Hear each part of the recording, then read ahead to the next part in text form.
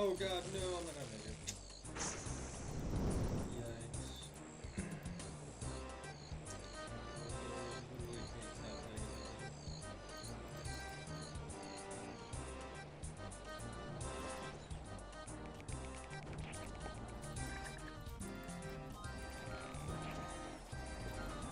stop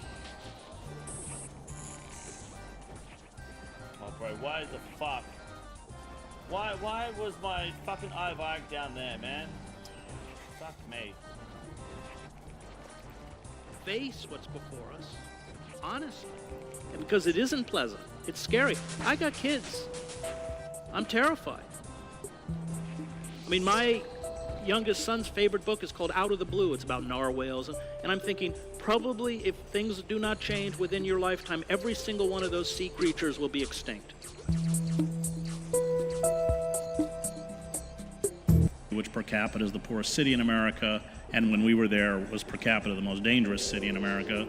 Pine Ridge, South Dakota, where a male has an average life expectancy of 48. That's the lowest in the Western Hemisphere outside of Haiti. Immokalee, Florida, where we literally interviewed migrant workers, undocumented workers who were chained in a truck at night. This is America, and it's the America we don't see for the salacious, tawdry court gossip that now has taken the place of news. Had dinner last night with Kathy Kuhlman, I think you know, head of the classics department. I took Latin with her, and she said, I always thought Suetonius might be exaggerating until now. This book came out of Durkheim's great work, 1897, called On Suicide. I like Durkheim a lot. There was that triumvirate of Durkheim, Weber, and Marx, almost all contemporaries playing off of each other. But Durkheim, like W.E.B. Du Bois, who we could probably argue was America's greatest intellectual, married that brilliance and scholarship with rigorous reporting and investigation. So when Du Bois writes The Philadelphia Negro, by the time he's done, he's interviewed over 1,200 families in Philadelphia to put together his masterpiece. And Durkheim does the same thing. He asks the question, what is it that drives individuals and societies to carry out acts of self-annihilation, the pathologies that I focused on in this book?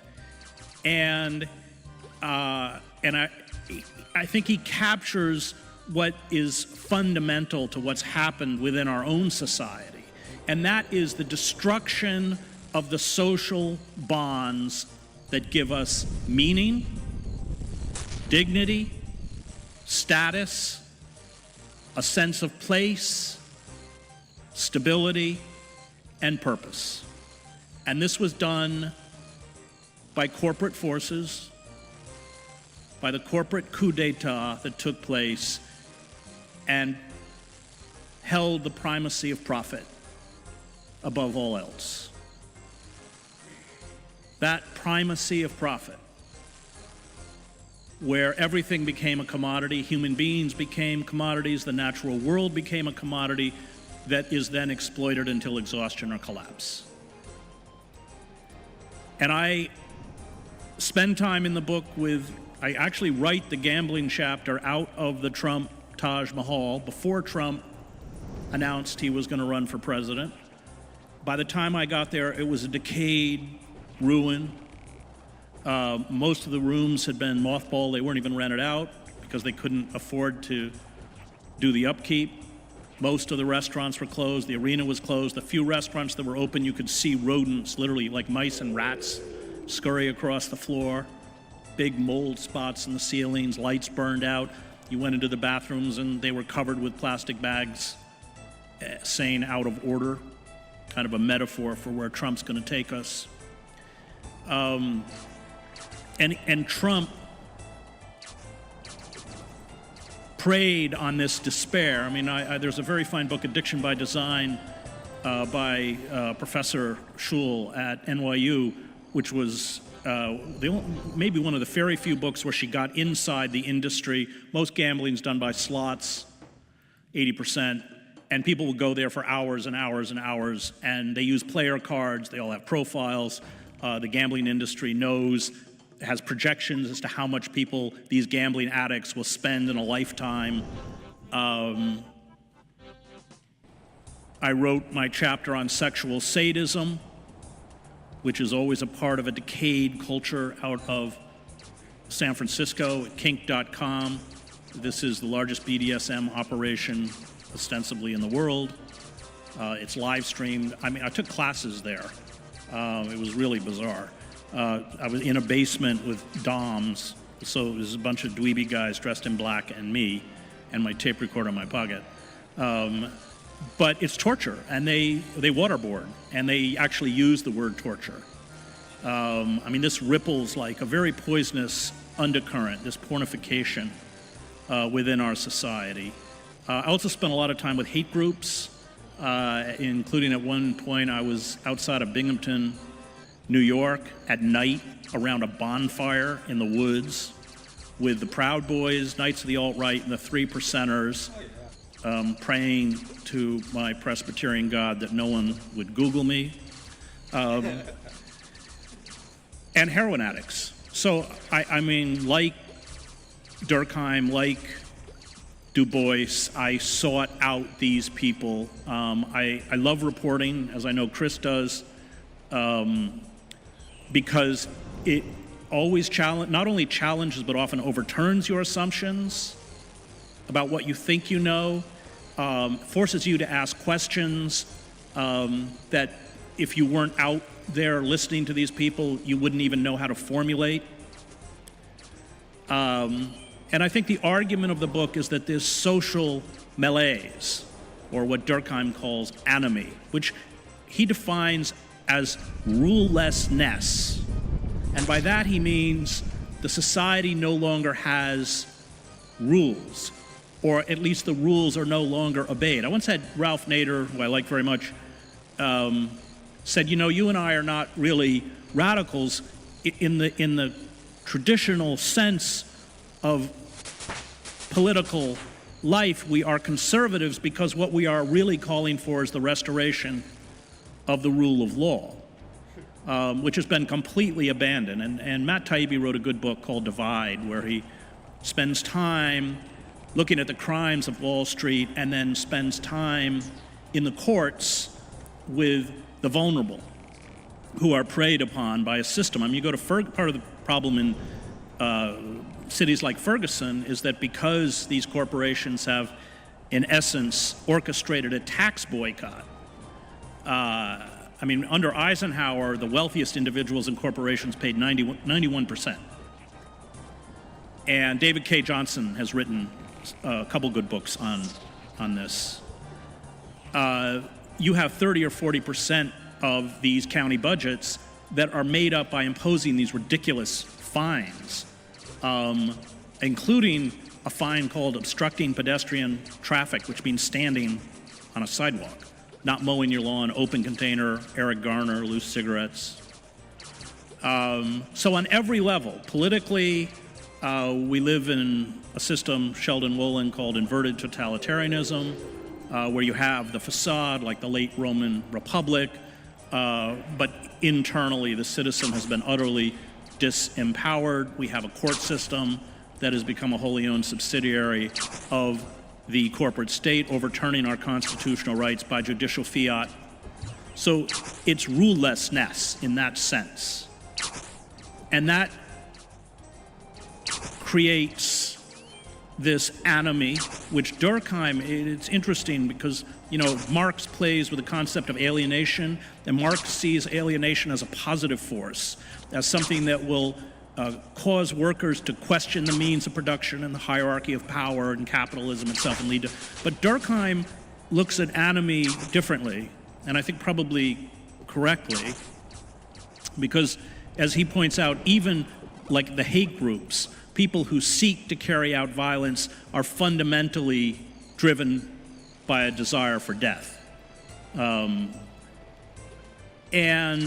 that anomie creates a kind of lethargy, a torpor, a sense of a loss of self-worth and self-confidence, and is extremely, extremely dangerous. And it's out of that enemy that we get the pathologies around us. And I think Chris and I will talk about this. I argue in the book that Trump is a creation of this enemy, that he is the symptom, not the disease. And we are not doing ourselves a favor by personalizing the problem or pretending that we got to this point because of Comey or the Podesta emails or Russian bots. And of course, the Democratic Party does not want an examination of the system of inverted totalitarianism or the corporate coup d'etat that they largely orchestrated, especially under the presidency of Bill Clinton. So with that, I'm going to go to Chris. Thank you. Good evening, and it's always fun with Chris Hedges. We've been doing it for years, starting, I think, with War as a Force. It gives us meaning. I think Chris followed me at the New York Times. We both came alive, awake in a certain way at the New York Times. And then, of course, we had to leave, me into television and radio, Chris to an incredibly original voice in this country. I just want to say for starters that, and maybe some of you were here, it's only a few months ago that I was on this stage with Steve Pinker.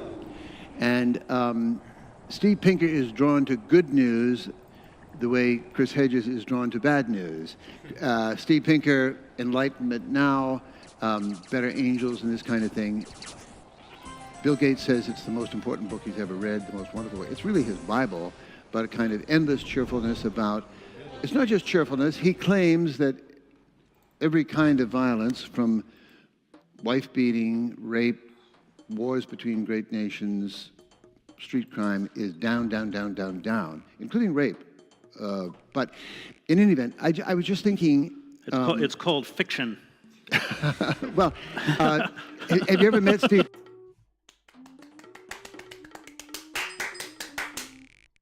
Pinker? Have you ever met Steve Pinker? Have you ever debated him? And I must say, I pushed back on Steve Pinker pretty hard. I think it is an imperial fantasy. I'm not sure I'd call it fiction, but to be telling the world from the pinnacle of a named chair professor at Harvard in the imperial nation that the world is getting better and better and better. You just hadn't noticed it. There's a kind of presumption. But in any event, I wonder, I'm going to push back somewhat at you, Chris. Have you ever met Pinker? I have not. I recommend it. He's a terribly nice man.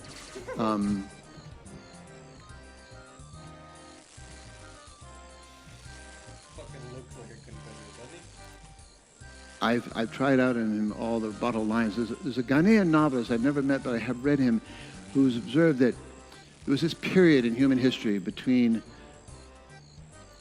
I suppose, the 16th, 17th century, Portuguese, British, American, all sorts of millions of Africans taken out of their homes and dragged through the Middle Passage to slavery in the Americas.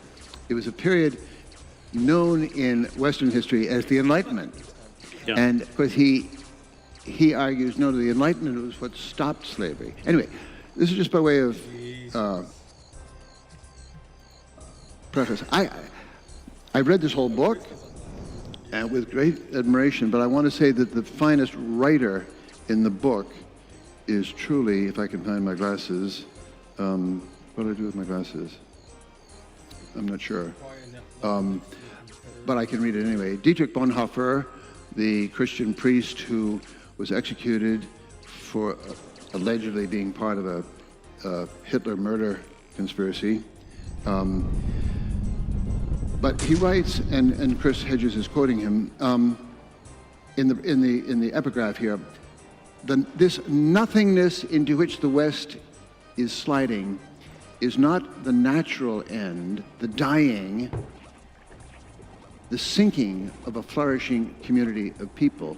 Instead, it is, again, a specifically Western nothingness, a nothingness that is rebellious, violent, anti-God, and anti-human, breaking away from all that is established. It is the utmost manifestation of all the forces opposed to God. It is a nothingness as God. No one knows its goal or its moment. Its rule is absolute. It is a creative nothingness that blows in anti-God breath. It blows in anti-God breath into all that exists, and on and on. But the point is, I'd like you to start with a fundamentally religious, theological designation of the nothingness, the nihilism, but also it reminds me of James Douglas writing about the JFK assassination, a marvelous book, in my opinion, JFK and the Unspeakable. He says, don't ask who killed JFK. You must find out what killed JFK. It was disembodied evil, a satanic force that killed Jesus, killed Gandhi, kills a certain kind of people. And Thomas Merton saw it crowding JFK, and it got him. But you're talking again about something that only religious people can grasp in a way. And what is that force? That's a culture which we've created, a commercial culture, which orchestrates alienation, loneliness, unhappiness, a sense of inadequacy, and promises us that if we invest in that culture, both financially and personally, which is a culture that at its core is about the cult of the self, we can find the happiness that they have destroyed. But of course, as Proust understood, every time we buy their experience, whether just commercially or emotionally, or their product, it is only the starting point for new desires. And what, in biblical terms, it is a culture of idolatry. And the writers of the Bible understood that idols demand, in the beginning, the sacrifice of others, but in the end, like Moloch, they always demand your sacrifice. You are sacrificed on that altar.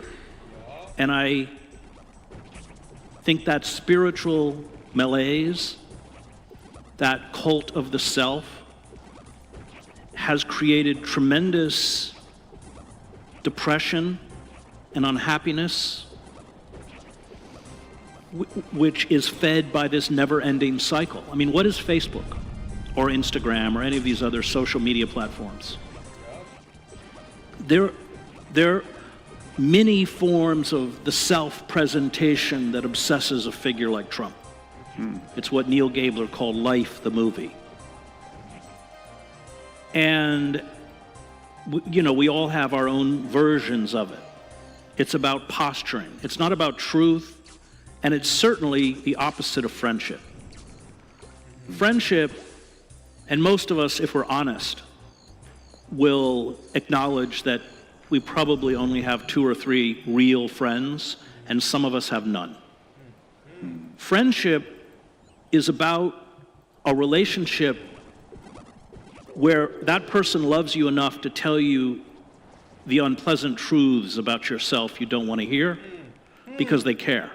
I mean, I just lost James Cone, as you know, and that's a hole I can't fill. Friendship is about a relationship that ultimately is perhaps even beyond articulation, as is faith and the transcendent. And so I do quote Bonhoeffer, and I quote a lot of writers on theology, Tillich and others, because I think, like Kierkegaard, that there is a deep, deep spiritual sickness within the society, and that we have created powerful mechanisms to prey upon and to exacerbate that sickness. I mean, Tolstoy got it right. The only true happiness is to live for others, as any parent instinctively knows.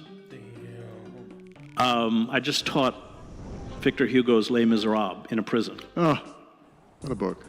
It's It's amazing. Tolstoy thought it was number one. Well, you know, it was Eugene V. Debs' favorite book, which he read in French over and Oh, great dude. over. He was raised speaking French. And it was Lloyd George's favorite book. Oh. And it has the melodrama. I mean, you know, but it fundamentally gets that. And so I think that is the nothingness. That in the end, what they're doing, that the evil of this society is to make us hollow men and women, to quote Eliot. We get from the sublime to the ridiculous, which is to say the Trump moment. But in a short form, Chris, what defines this moment of collapse in your view? I mean, Tolstoy felt it more than 100 years ago. Dostoevsky. Walker Percy wrote brilliantly about it 40, 50 years ago.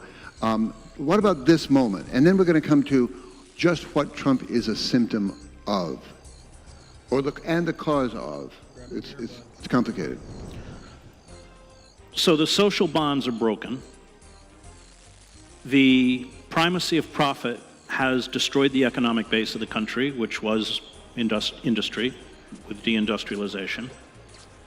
The power of corporations has taken from us the ability to protect ourselves and promote our own interests, whether that's labor unions, whether that's a press that actually writes about and reflects the concerns of the majority of the American people. I mean, CNN is as culpable for the burlesque as Trump, and they make money on it. They made more money last year than they've ever made, but it's all court gossip. It's not news. Remember that. Independent media.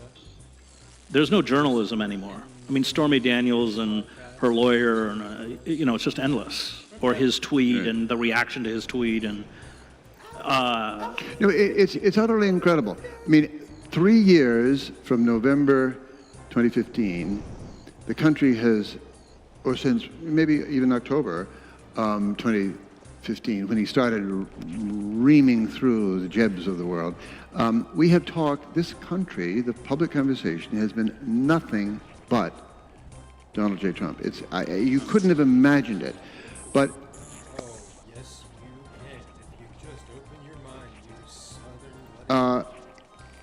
I want to throw out a complicated idea that he is totally symptomatic of a lot of different things. He's symptomatic of populist speech, McCarthyism, grand looks consumerism, gross sexism in person and in cultural monuments like pro wrestling.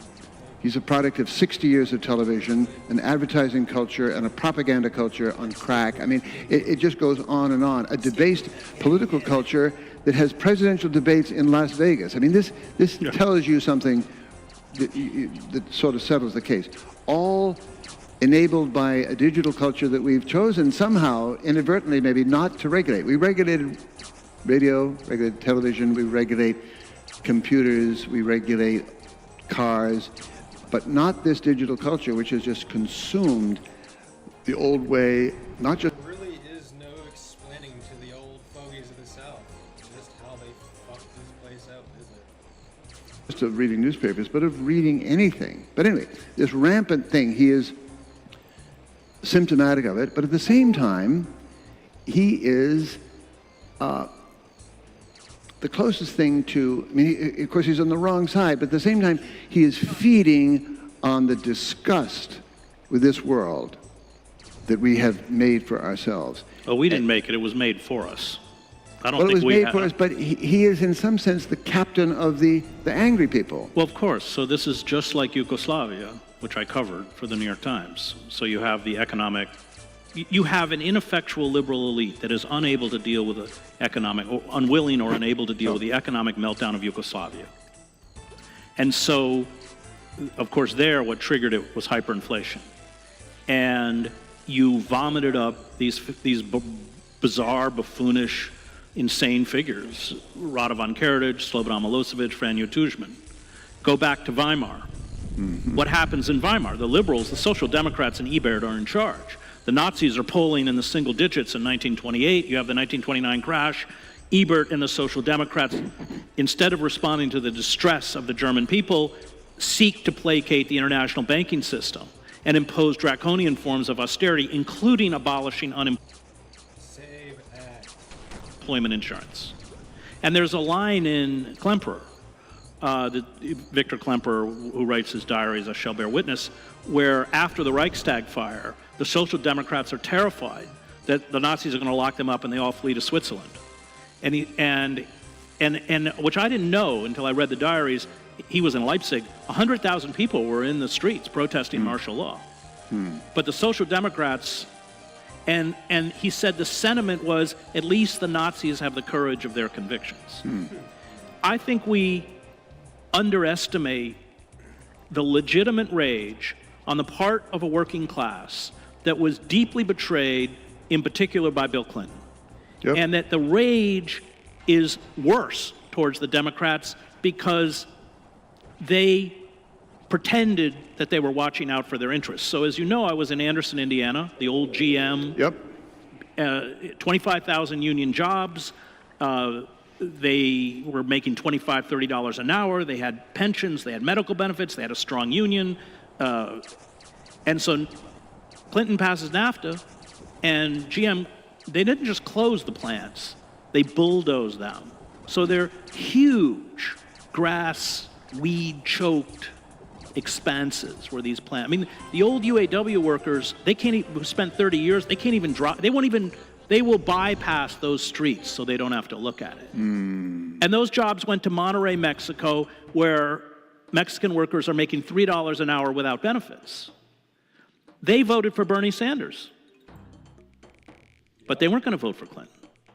And I think the power of Trump is, and this was also true in Yugoslavia, and it was also true in Weimar. Because remember, a figure like, in particular, Göring was quite witty and funny. Göring was quite funny, actually. And like Trump, ridiculed these elites like the Jeb Bushes. And what's happened is that the ruling ideology, and David Harvey wrote a very fine book on this, I don't know if you know it, on neoliberalism, but it's pretty smart. Right. But it's out of this Marxian idea that every ideology is essentially created around the economic and political interests of the ruling elite.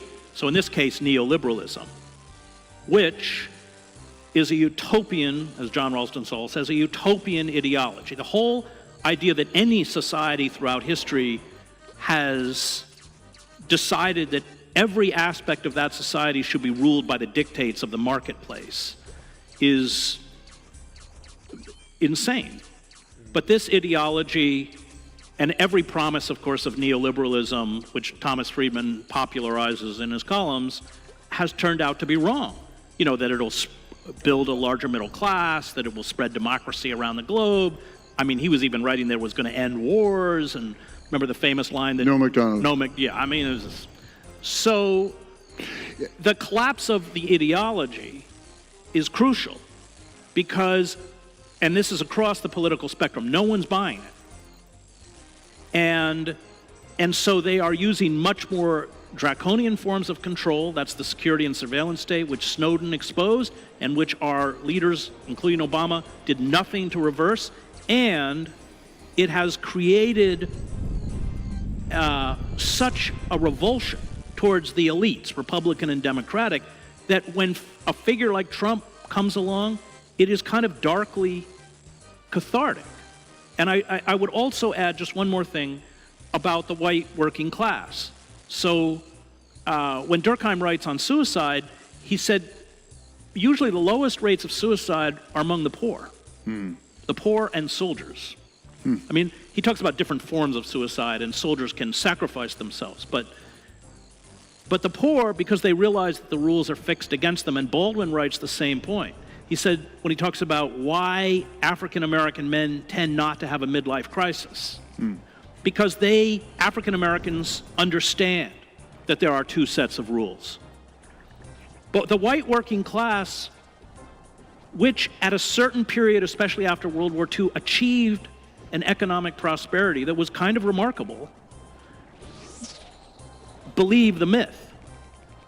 And with the understanding that they've been had, I think express a very frightening and violent rage, which manifests itself in mass shootings, hate groups, and supporting a figure like Trump. You're leaving one huge zone, my favorite zone, out, which is George Bush and the Iraq War. To my mind, the Leiden line is that is pretty much the bone in our, it's worse than a bone in the throat. But it set the stage for where we're at. An illegal, immoral, irrational $5 trillion or maybe a lot more war that goes on today, in which the United States chose war, chose torture, ignited terrorism, embodied terrorism, literally killed a country in front of our eyes, corrupted the Democratic opposition, including our friend John Kerry, and destroyed the media. I mean, the New York Times, the Washington Post, and the New Yorker magazine all endorsed that war. The New York Times now says it is the refuge for truth, capital T. Washington Post says democracy dies in darkness. The war began and went to its end with the cheerleading of those institutions, including your friend Tom Friedman, William Safire, David Brooks, and they're still working. I mean, anyway. Yeah, because come back. But the point is only that to see Trump, he is symptomatic of all that betrayal of the working class. At the same time, he's the most, I want to say, viable person who ever tipped the tables on Jeb Bush and then on the Clintons. I don't want to give him any credit for it exactly, but it makes him much harder to analyze. And I also want to, here's the question for my friend Chris Hedges.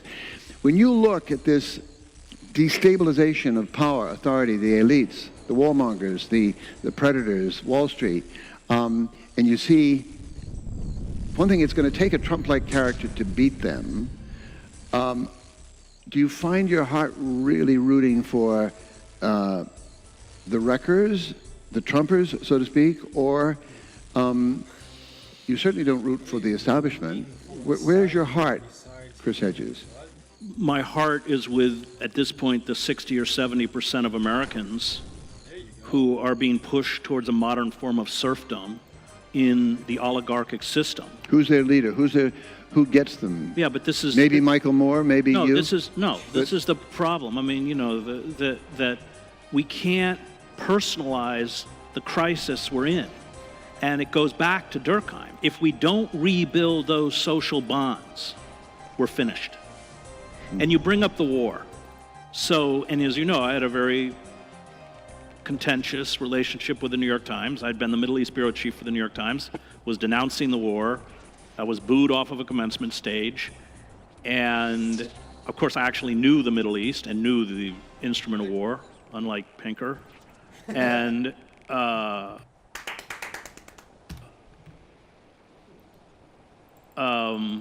and I was given a formal written reprimand and told I was no longer allowed to speak publicly about criticizing the war, and I left the paper over that issue.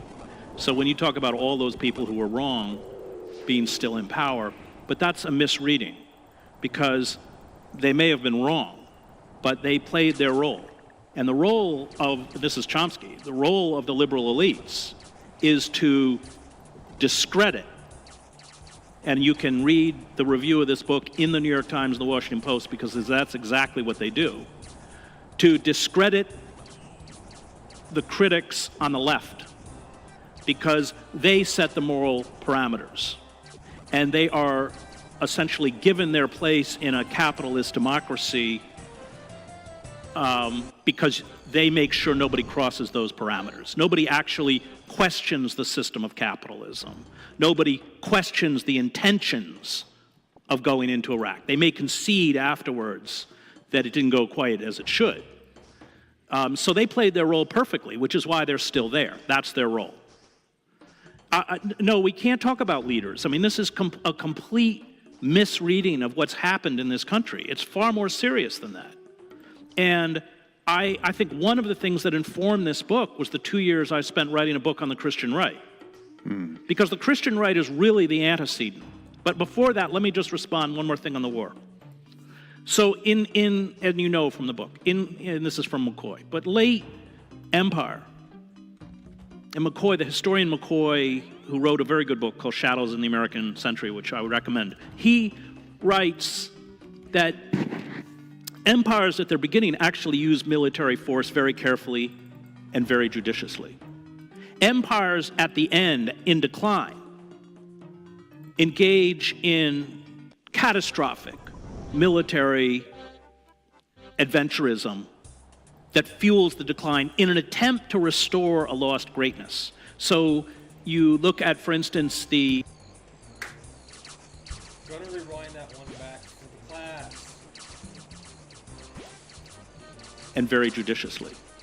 Empires at the end, in decline, engage in catastrophic military adventurism. Iran, Cuba, Lebanon, Ukraine, Iraq, Syria, 38th parallel.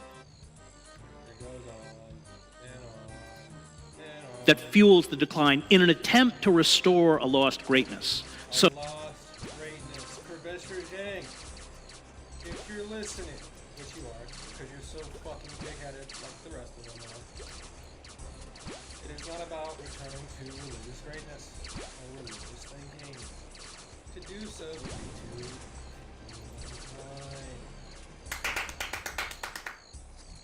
so you look at, for instance, the end of the Athenian Empire.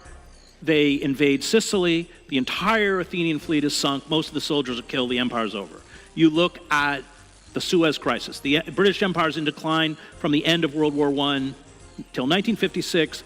Nasser nationalizes the Suez Canal. The British invade with the French and have to retreat in humiliation. The pound sterling is dropped as the world's reserves currency, and the British economy goes into a tailspin.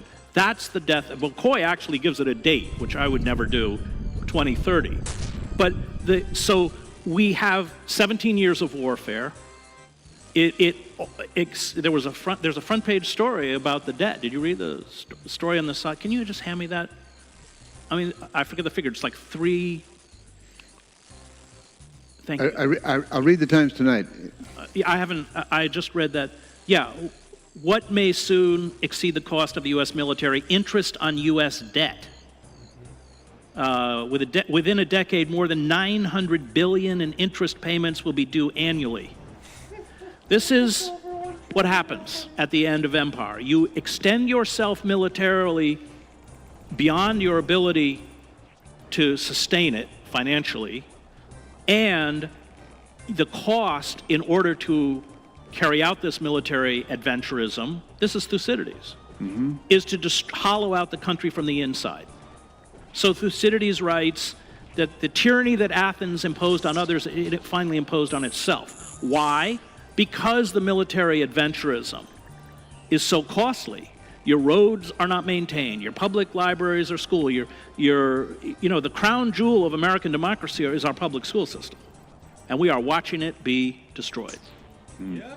And so as you hollow the country out from the inside, you use the harsher forms of control, which I've spent 20 years reporting on the outer reaches of empire. Militarized police, suspension of civil liberties, wholesale surveillance, revoking basic rights like due process, militarized drones. It's all coming to a town near you. And And that's how empires go down. So yes, the military adventurism is important, but it's just a piece. And we've got to stop personalizing this issue around Trump. We've got to stop thinking This was in 2018. God bless this man. that the Democratic parties are going to cough up some magic candidate.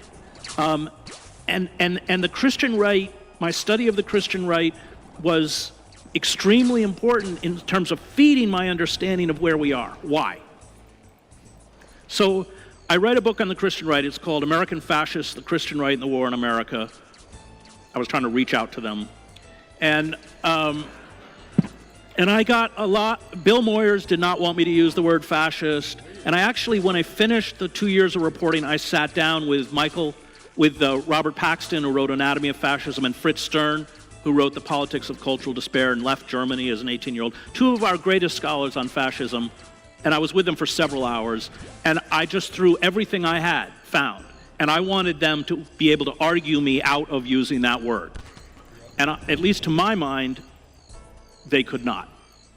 They might have not. Can I just say, tell me what's wrong with this sort of idiot definition of fascism. Fascism, the fasces, the binding of sheaves, it's like talking to a Confederate brick wall. Stands for the unification of war-making power, police power, opinion-making power, the electoral machinery, what else? Churches, media, the whole thing in one. To my mind, God knows what's ahead, but this is why I go back to the Iraq War. That was all of those institutions bound together unanimously. You know, the media, the Bush people knew somehow how to get elected. They had the machinery. The Democrats supported it in the Congress. Everything was united there in an effective war without dissent, essentially without opposition. It scared the devil out of me, and it still does. Isn't that a kind of, Huey Long famously said, of course we'll have fascism in America, and we'll call it democracy. But weren't we pretty close in that unanimity, the binding, after 2000, with an unelected, selected president of the United States? That was pretty bad, and still. Yeah, but Chris, it was different. So as bad as it was, we can't divorce the war from the reconfiguration of the society into a corporate oligarchy. We have the largest social inequality in American history, worse than the Gilded Age. Mm-hmm. And so the war is part of a peace. I mean, why are we still at war in Afghanistan? The Taliban controls more territory in Afghanistan than when It's a part of the peace. It's a peace. You must get back to the past, Marty. We've got to get back to the past. we went in 17 years ago. Why? Because Northrop Grumman, Raytheon, Halliburton, they're making a fortune. It's propelled forward by the primacy of profit at the expense of everything else. Why are we expanding NATO? Which doesn't make any sense. Why are we expanding NATO to the Ukraine? Well, because, and let's not forget that Reagan had promised Gorbachev that NATO would not be expanded beyond the German borders after the unification of Germany. Why? Because it's $1 billion industry. I was just in Poland. I got off the airport, there's a giant billboard from Raytheon. Because if you have to reconfigure the old Soviet bloc military machine to make it compatible with NATO. So this, over and over and over, it is about the primacy of profit over what's rational. And we haven't even spoken about climate change. These people are driving us closer and closer, and we're pretty close, to the extinction of the human species because of the mania for profit. And this is Polanyi, The Great Transformation, which is his book on unregulated capitalism. Let me just, on the Christian right. So I'm inside the Christian right. And however bad Bush was, and they were all bad, and I would not say that they had totalitarian characteristics. They may have had authoritarian characteristics. What we're seeing now is much worse. And in the Christian right, I interviewed dozens and dozens of people who came out of lives of real desperation, who were followers in these mega churches. And I spent a lot of time in the churches, and I was at a pro-life weekend, and their despair was real. And the first chapter is called Despair. Mm-hmm. The divorces, the sexual abuse, the domestic abuse, the struggle with addictions, the evictions, the underemployment, the jail time, their lives in the real world. And you went to their small towns in Ohio, and it does look like everything's boarded up, and the only nice building is the megachurch. And they couldn't cope with the real world. And so they did what anthropologists call it crisis cults. They fled into a world of magic Jesus. And in that world, like the world we're in now, reality and verifiable fact just does not intrude on your world vision, because verifiable fact and reality, I mean, like, you know, on the, let's say, the issue of creationism, you can't argue them out of it because they're terrified of being pushed back into the world that almost destroyed them. And so the nucleus of the totalitarian system that is headed our way, especially as we barrel towards another financial collapse, is magical thinking, the permanent lie. I mean, so Bush lies about weapons of mass destruction. Clinton lies about NAFTA. But Bush does not claim that Iraq still has weapons of mass destruction. Clinton does not claim that NAFTA created millions of wonderful middle-class jobs. But with Trump, like the Christian right, verifiable fact and reality no longer matter. You have the photographic evidence in front of you. And Hannah Arendt writes about this. And she said that in any totalitarian system where the permanent lie replaces any discussion based on verifiable fact, it creates a collective schizophrenia. I'm sure we all feel it. You know, it doesn't matter. You have to feel it. But I want to interrupt you. I noticed on Facebook this morning. Well, Did you notice on Facebook as you interrupted him without wanting to interrupt him? Actually, a very good friend of mine, a young man, mid-30s, African-American from Trinidad originally. He served 5 to 7 year sentence for a complete non-crime. He's a perfect model of young black men who go to prison in a system of mass incarceration. Very gentle, very intelligent, very likable, lovable human being. But he wrote in his Facebook page this morning, I mean, he knows more about injustice in America than you and I will ever experience. He said, just his note on Facebook this morning, there should be a line between negative, miserable people and positive people, and the negative shall stew in their mess until they realize that most of their pain is self-inflicted. He's talking about us, among others, but sort of what's wrong with you people and what's right about him, and I'm still trying to dope it out. What is the type of human being, including you, and you're just a more vehement version of me, that is so compelled, and rightly, I think, to dwell in this gathering darkness? Because it's real.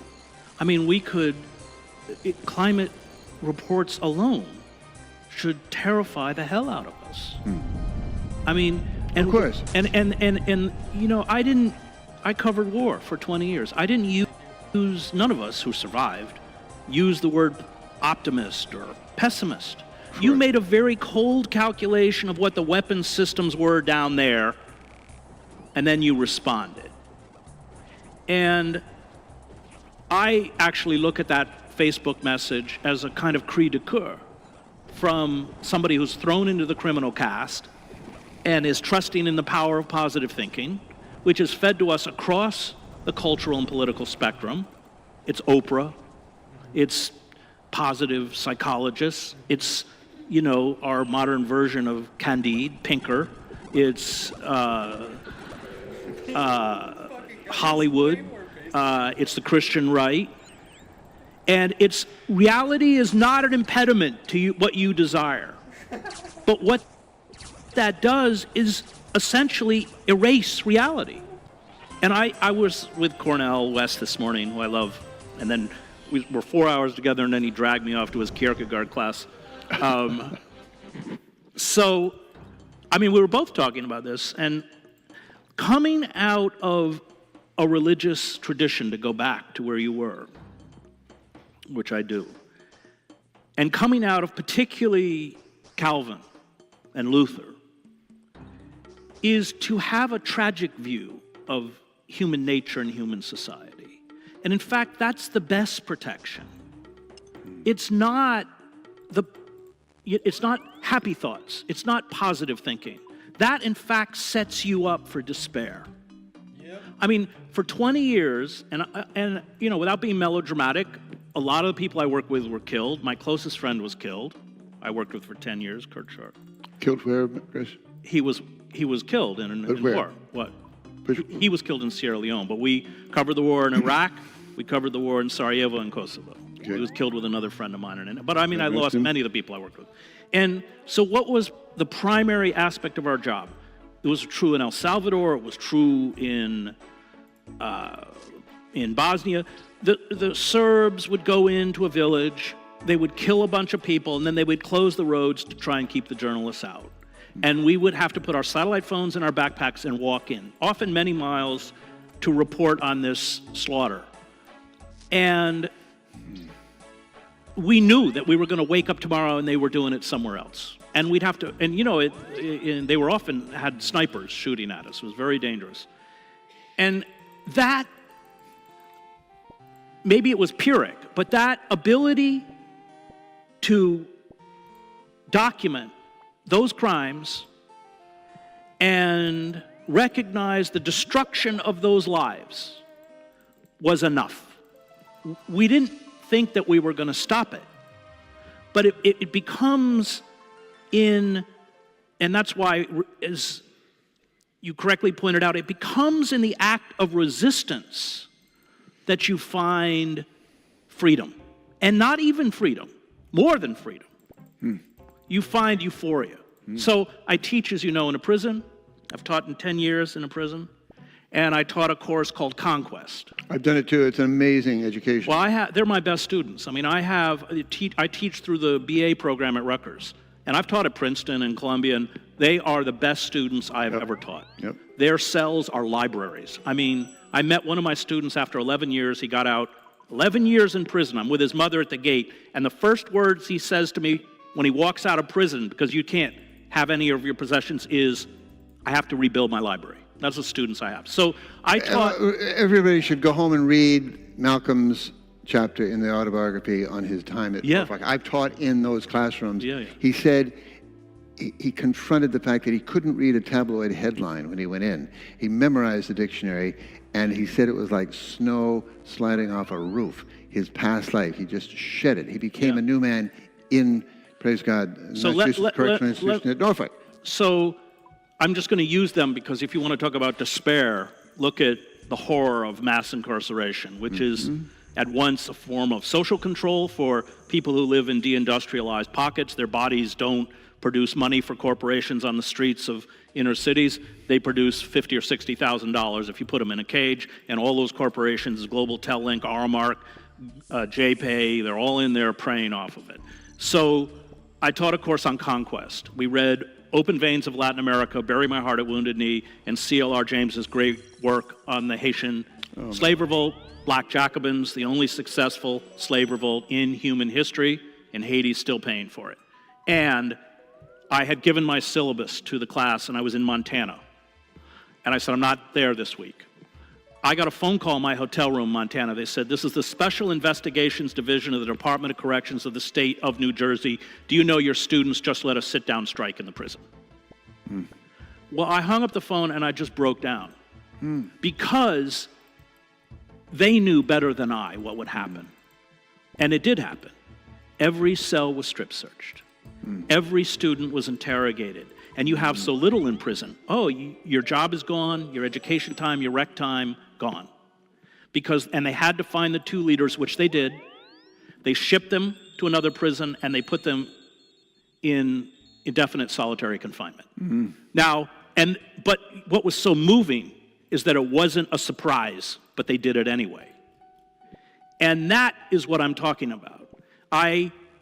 In that class, my best student, my only A+, was picked up in the streets of Camden when he was 14 years old. His stepfather had beat his mother to death in front of him. He was illiterate. He couldn't read or write. He's on the streets. He's dragged into a police station. The cops don't investigate murders anymore. They just grab somebody. He was grabbed.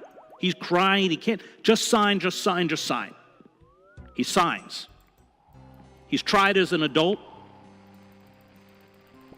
He's 14. He's tried as an adult. He's not eligible to go before a parole board until he's 70 years old.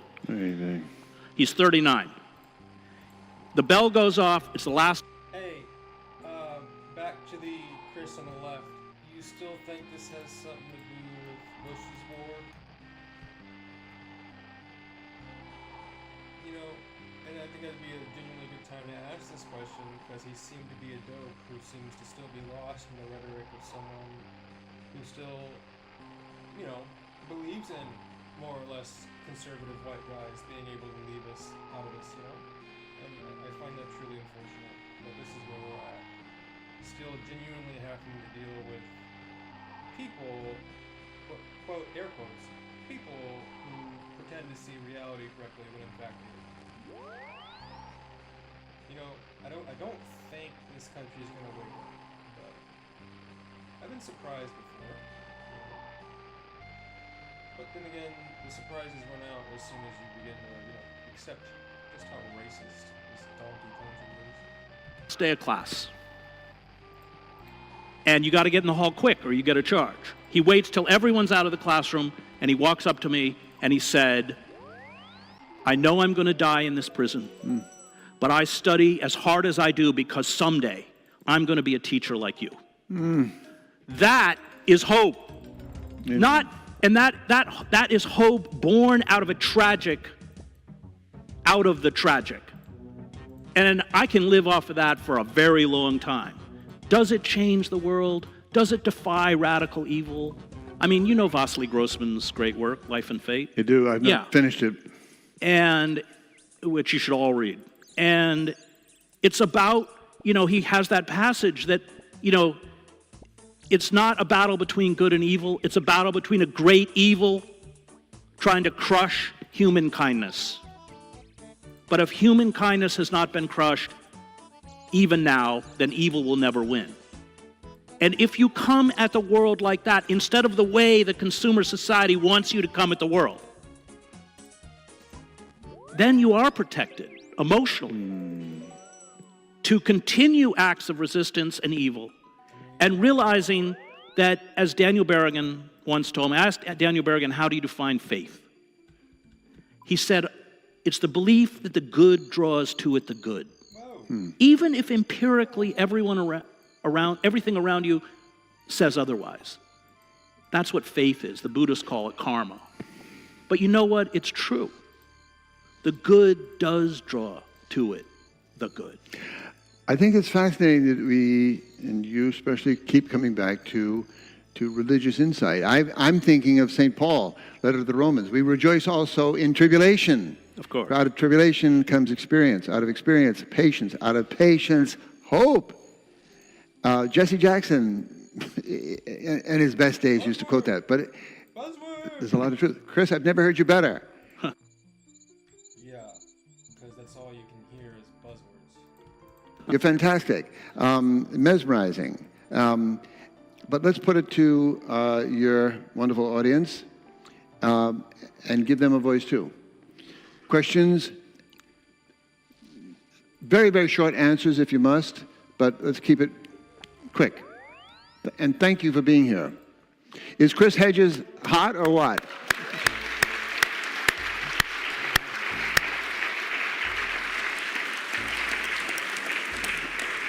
Thank you, Chris, for the talk. Quick question. As the empire retreats, what does it mean for the rest of the world? Speak into the mic, please. So my question is regarding the global kind of presence of the American empire. So as empire retreats, what does it mean for the rest of the world? Plus, I think what can the especially developing nations can do about it? Right. So he's asking about the decrease, what happens is the moment the dollar is no longer the reserve currency, because that has an artificial value in essence because of that. The moment that it is dropped, then the empire has to contract because we can't pay for it. Nobody wants to buy treasury bonds, the value of the dollar drops. Imports become extremely expensive. And what I worry, and I would add the fact that our financial system is once again being grossly mismanaged by Citibank and Goldman Sachs and Wells Fargo and everyone else. What they've done since the 2008 crash is been handed by the Fed out of electronic ether, according to the University of Missouri, their estimate, $26 trillion. Trillion. And what have they done with it? They haven't, as China did, rebuild the infrastructure, create jobs, invest in the real economy. They have taken that money and Created a charnel house. used it to buy back their own stock because of their competence. That's why the whole idea that the overheated stock market is a sign of economic health is nuts. They've hoarded it, or they've gambled with it. So the Times had a story, I guess, a couple of weeks ago in the Week in Review about the next dot-com bubble being the fracking industry, because like the dot-com industry, the fracking industry is based on projected profits, not actual. Fracking, in fact, is a huge money loser. The $280 billion have been invested in fracking. So what the money was given to them at virtually 0% interest, but it has to be repaid. So what have they done? They've gone to the beleaguered population and imposed harsher and harsher forms of debt peonage. It's why even if It's like they've literally used the definition of a fractal to rub it to our faces just how much money they're going to take from us. you have medical insurance, you're getting all these new costs and copays, and it's why we have 1.5 trillion in student debt. It's why we have 13 trillion in personal household debt, and it's why cities, and I opened the book in Scranton, are facing insolvency, and so I opened the book there where they're selling off municipal assets. Their pension funds have dropped 40% because of the crash of 2008. And so they're selling off their sewer system, their parking authority, their utilities in a desperate effort to stay solvent, but then they don't have anything left to sell. So my fear is that the system, the malaise, the anomie is so widespread. The pathologies of self-destruction, including suicide, are an epidemic. But we live in a period of relative stability. But with a financial crash, which is coming, it's going to come, I don't know when, but it's coming.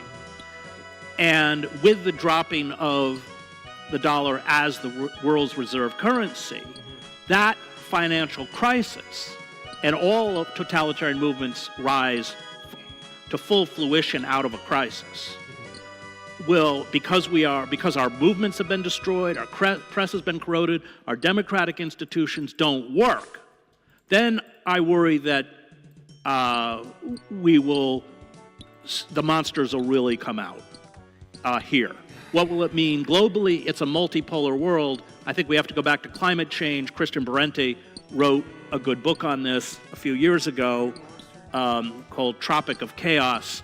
He wrote it out of Africa, where in the global south we're already seeing serious effects of climate change, including the war in Syria was precipitated by a massive drought, and then you have fighting over resources.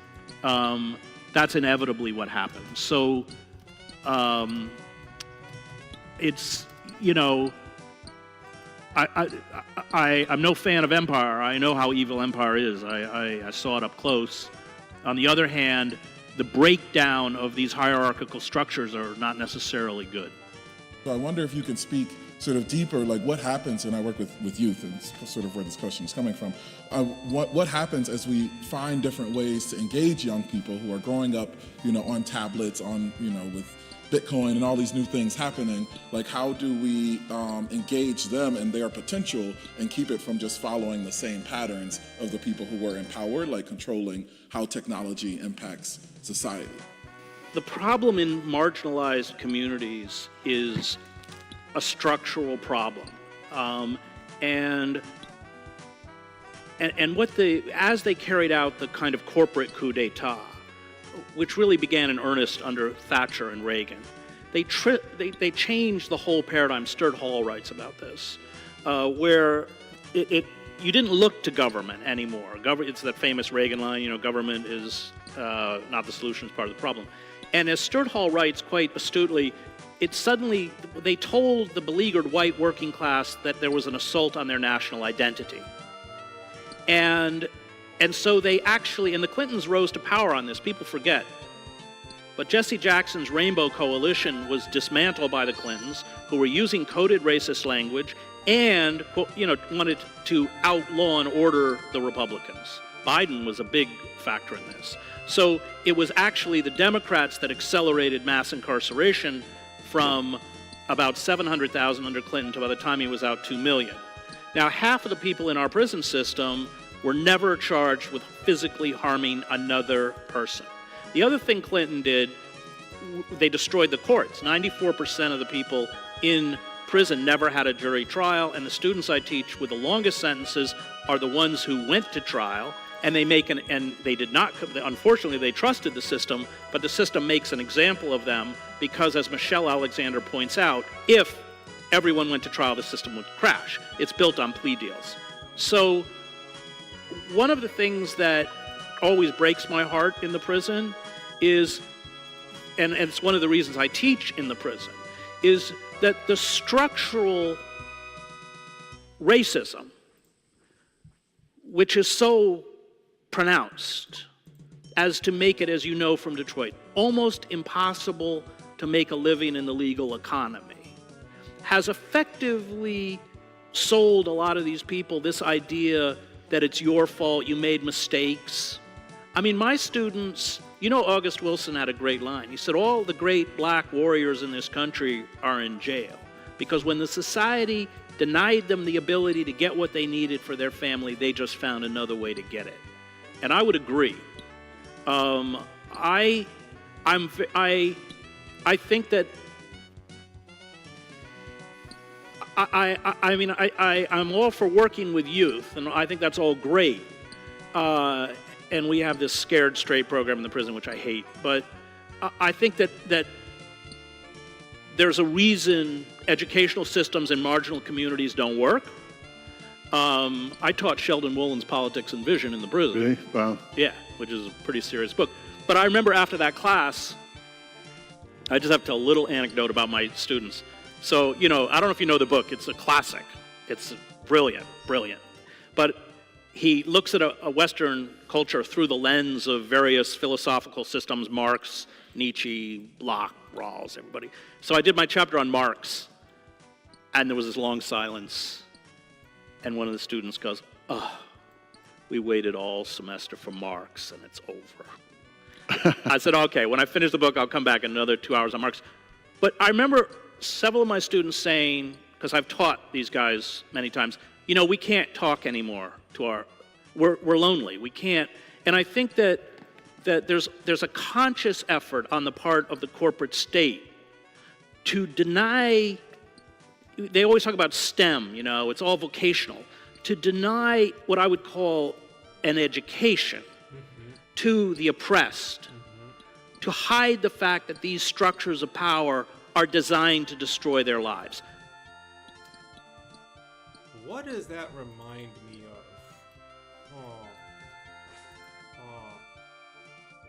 What is the device that allowed it's called the printing press. And the reason this was taught in school at all was because the most popular book in the world, the Holy Bible, was mass printed. And the reason that was such a big deal is because this led to what was called the Enlightenment Age. Now, people get it twisted. They go, it was because of religion that we got this idea, when in fact, It was really just blessing the people with the ability to read, like their oppressors had been blessed with. But rather than recognizing that that's really what liberated a bunch of people, we instead went with the religion arc, as our history, time and time and again, gets taken away from us by white cave people. You know from Detroit, you lock up the men and you evict the women and children. And that's what happens. And why? Because if you are evicted, on the average, it's every 6 months in a poor community, you can't build. You finally, the third or fourth time you're evicted, you don't talk to your neighbors because you know you're going to be evicted. It's why they make it so unpleasant when you visit a prison. And I think it's because, and the children are terrorized. I mean, there's no other word for it. And people stand out in the rain. And I think it's because, and the children are terrorized. I mean, there's no other word for it.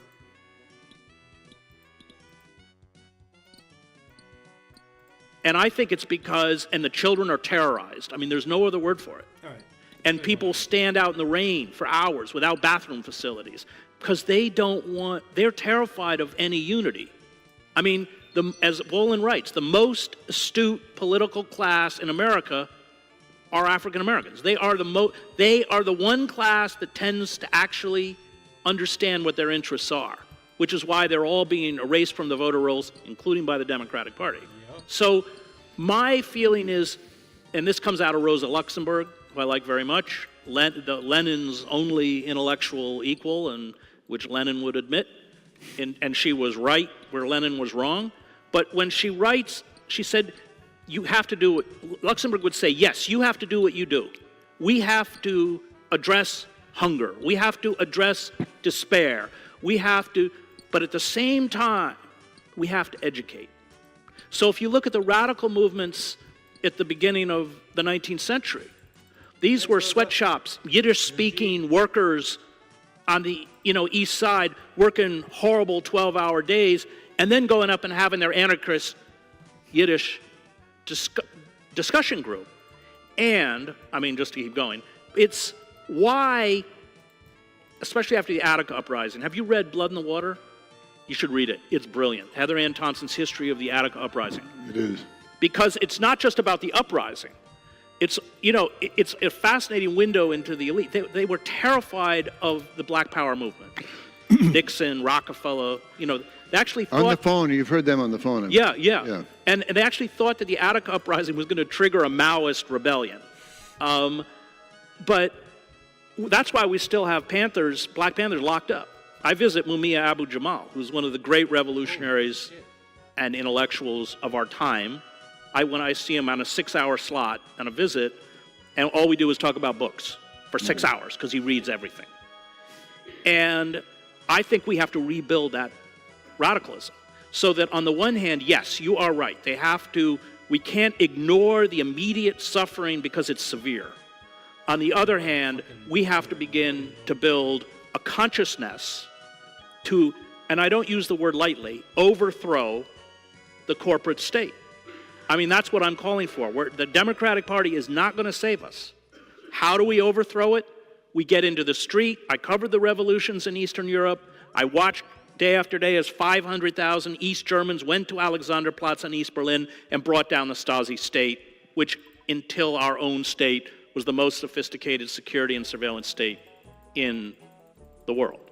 And so I would say, yes, what you're doing is fantastic and important, but at the same time, consciousness, and, there's nobody better to start with than Malcolm.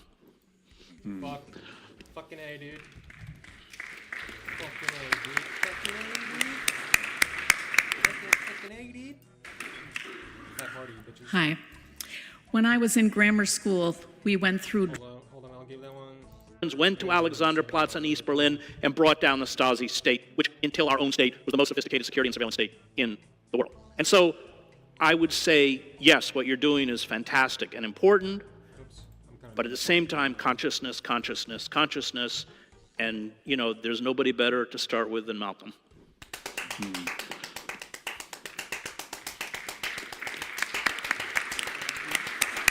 All right, thank you, Whiteys.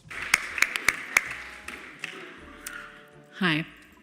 When I was in grammar school, we went through drills for what we would do if there was a nuclear holocaust. And some of us in the room probably remember, we used to joke about it and say, you sit down and you put your head between your knees and you kiss your ass goodbye.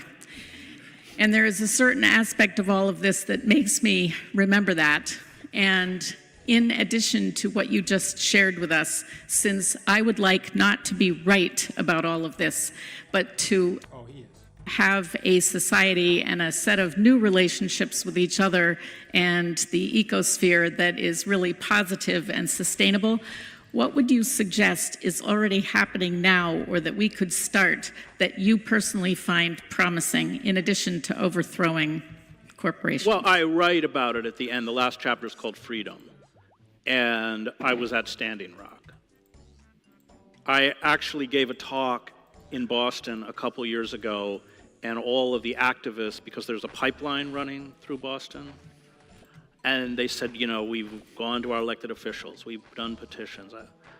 I said, no, what you have to do is go out and buy junk cars, and when the construction equipment comes in to build the pipeline, you've got to drive all the junk cars to block everything and take the batteries out and walk away. That's the kind of stuff we got to do. It's the activists who got on the railroad tracks in the Northwest to stop the bitumen tar sands fuel. That's what we got to do. And they will be vicious, as they were in Standing Rock. I mean, Standing Rock was an important event for me, and I write about it because it had the spiritual element that Chris is bringing out, that I think is key. And it's what Reinhold Niebuhr calls sublime madness of the soul. And we have to stop asking ourselves if we will succeed. We have to enter into the realm of faith, that what we're doing is right. And that, yes, I mean, we all think we're gonna, this society is wonderful about, you know, eternal youth.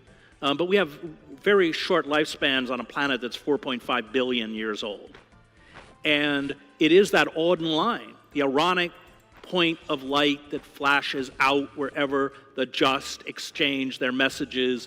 May I compose like them of eros and of dust, beleaguered by the same negation and despair. Show an affirming flame. Read Solzhenitsyn, the Gulag Archipelago, and don't get the abridged. The last volume is on resistance in the gulags. And do they succeed? I mean, they're crushed. And yet, it is that power of an invisible witness. I mean, as Chris knows, the greatest force that drives me is my father, who was a Presbyterian minister, who was a sergeant in North Africa in World War II and joined the anti-war movement and the civil rights movement and the gay rights movement, for which the Presbyterian Church pushed him out. And he'd been a parish minister for 40 years. He was a great preacher. And the church said, that's it. You're not allowed to speak publicly the same thing the New York Times did to me about gay rights. His brother was gay. He was very close to my uncle. And so what did my dad do? He had a church in Syracuse. I was at Colgate as an undergrad.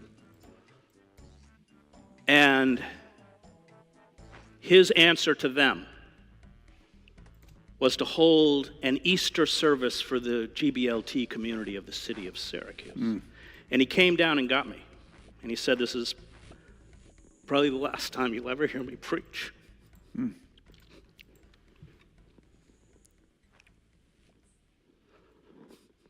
God damn, dude. And he got up and he said, marriage is a sacrament. It's not a reward for being a heterosexual. And any church that doesn't honor the sacrament of marriage does not deserve to call itself Christian. And when the New York Times called me in and said that I was no longer allowed to speak publicly about the Iraq war because I was, quote unquote, impugning the impartiality of the New York Times,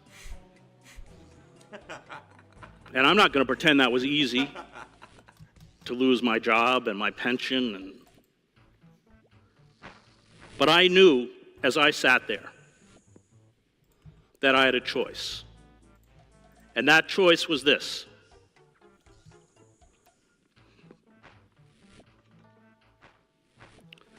I could pay fealty to my career and muzzle myself.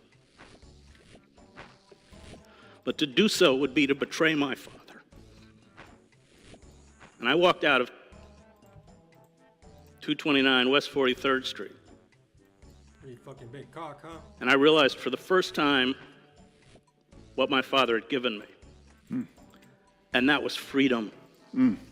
I didn't need the New York Times to tell me who I was. I knew I would never be rewarded for virtue. I knew the very institution that I invested my life in, as he had, would ultimately turn me away. And I often say, it's my voice you hear, but it's my Father's words. And in the Christian faith, we call that resurrection. Amen. Amen. Amen. Just thank you. And one question that I have is, who is the we? Who are those who are going to take these steps? Who are the allies? Who are the leaders, really? So who are the leaders among us? And how does that build? We don't need leaders. We need movements. Even the best of power is a poison. Power is always dangerous no matter who wields it. And it's always those movements that must keep leaders in check. We'll just get Dune 3 and then fuck whatever the next one is, you know? Like, this country needs to just keep watching its own destruction through the lenses of their own Israeli destructors. And they have destroyed our movements, especially starting in 1971 with the Powell Memo. There's a moment in Kissinger's memoirs, don't buy the book, where it's 1971, there are tens of thousands of anti-war demonstrators. Nixon has put empty city buses in a ring around the White House. And he's looking out the window going, Henry, they're going to break through the barricades and get us. And that's where we want leaders to be. It is our job to make power frightened of us, not to ever trust in power. And that's why they destroyed our unions. That's why they destroyed the press. That's why they're turning these universities into corporations. That's right. Vocational corporations. Yes, the higher end, they're systems managers who go to Goldman Sachs. What's the largest major at Harvard? Computer science. That's right. Same as Princeton. People want to sit their ass and do fucking nothing and collect a paycheck. And don't pretend like that's anything different than what it actually is. We've got to recognize that we have to rebuild movements to pit power against power. That doesn't mean that I'm not an advocate for not voting. I'm just saying, as Emma Goldman did, that if voting was that effective, it would be illegal. That without those movements, I mean, even Roosevelt, you can read his private correspondence and his letters to his brother, he understood that those movements, as capitalism broke down, could sweep away the whole thing. He uses the word revolution. And he says to the oligarchs, his fellow oligarchs, we've got to give up something, or we'll get in quote-unquote revolution. And so that's how you get 12 million jobs and Social Security. And Roosevelt says that his greatest achievement is that he saved capitalism. But it was those movements that pushed Roosevelt, the old CIO, the Progressive Party, the Communist Party, which we've kind of written out of our history, but was a powerful and important political force. So yeah, it's movements, movements, movements. Thank you. Maybe one more question? Yeah, I'd like to know, do you think history is irreversible? This time in history is different because what is the industrial age? So human civilization, let's put that in quotes, has existed for 10,000 years since the end of the last ice age, which is a tiny portion of time on the planet Earth. And it's existed because of peculiar changes to the biosphere, including the Gulf Stream, which didn't exist before. Now, as that is called the Holocene. We have now moved in the Anthropocene, where we are destroying the biosphere that made this 10,000-year process possible. And that was accelerated by the rise of technology and industry. So we can't go back to where we are. And that's why you have so many theories about why we have never found intelligent, quote-unquote, intelligent life in the universe, because in order to achieve the level that we've achieved, it requires such an amount of energy that you end up destroying the biosphere that makes the peculiar conditions, this tiny window that made our rise possible. And the reason climate scientists are so terrified of going beyond 2 degrees Celsius is because of feedback loops. And they know what feedback loops are because they've studied them on Venus, which used to have water and is now 800 degrees. That you essentially, your whole system begins to destroy itself because of a series of, acidification in the ocean, rising temperatures, once the polar ice caps are gone. So we can't go back to where we are. We have to respond creatively and rationally to a new system, to create a new system. And this gets into the question of human progress, which I think is a myth. Yep. And there's some good writers on it. We were talking about John Gray, the British philosopher, is good on this. Never actually heard him say it. Ronald Wright has written a good book on it. And it is a myth, the idea that we will progress inevitably. And it's a disempowering myth because we all believe it. So the belief that technology will save us is as specious as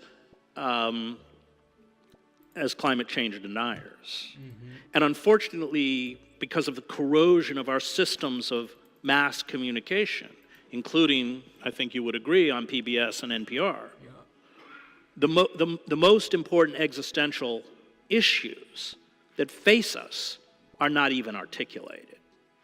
And that's extremely dangerous. So what I fear is kind of what I saw in Bosnia, that as hierarchical systems break down, I mean, how many more times can coastal cities be flooded and destroyed? This isn't the last time that massive storms, unlike storms we've ever seen, are going to hit North Carolina or Puerto Rico or anywhere else. I mean, how can you just constantly rebuild? Is that, and on the commercial airwaves, they don't even mention the word climate change. So what I fear is that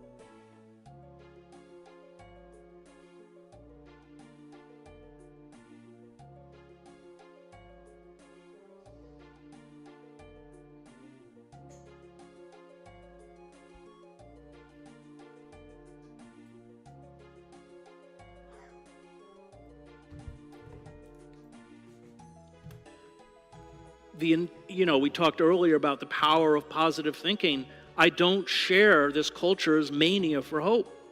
I think it's very dangerous. And I think the hardest thing before us is to face what's before us, honestly. And because it isn't pleasant. It's scary. I got kids. I'm terrified.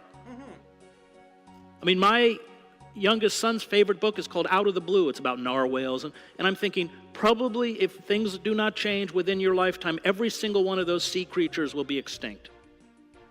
That's the world we're facing. And we're not responding. And we're not responding because the people who have total control are blinded by a mania for profit, by idols, by the cult of the self.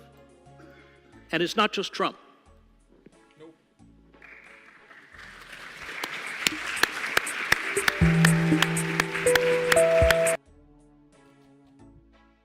Fucking hell. Chris.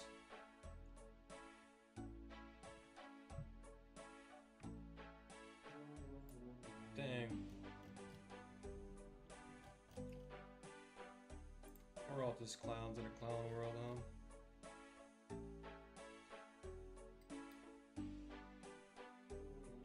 Mommy, are we all going to heck?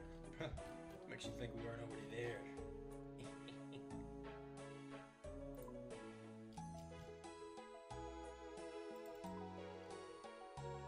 Yeah, truly tragic stuff. Man, I bought high. Whatever. Life's too short not to just pull the trigger sometimes. On buying stuff only. On only buying stuff, ladies and gentlemen. That's it. I may have a good pump fake, but I'm a pacifist. I need you guys to pacifist. I don't get it. What do we want? We want claws on him. Let's just try claws.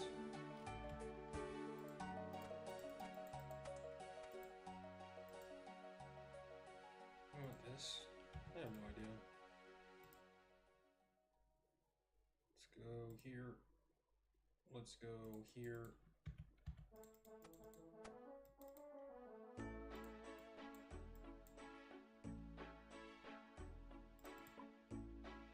Oops, sorry, misclick as usual. 1, 2, 3, 4. 1, 2, 3, 4. 1, 2, 3, 4. 1, 2, 3, 4. 1, 2, 3, 4.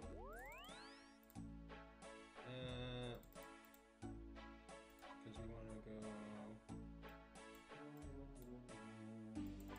that guy, that guy. It's a two-handed weapon. We need spots for Dark Toad. Dark.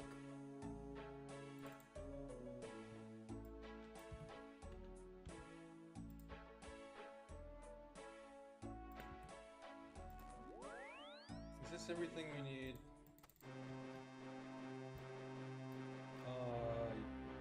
Yeah, that's everything we need.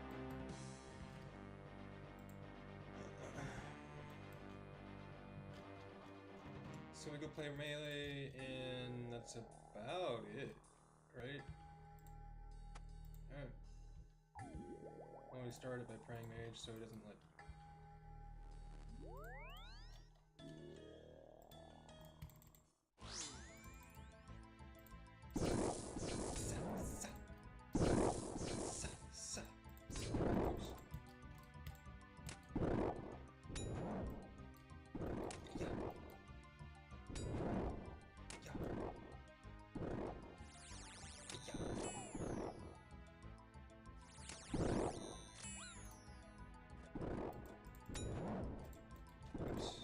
I didn't know it was that much damage.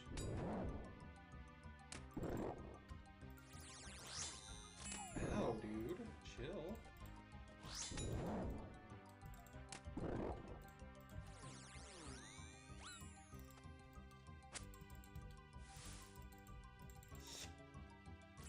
Heisman that hoe? They made this arena smaller.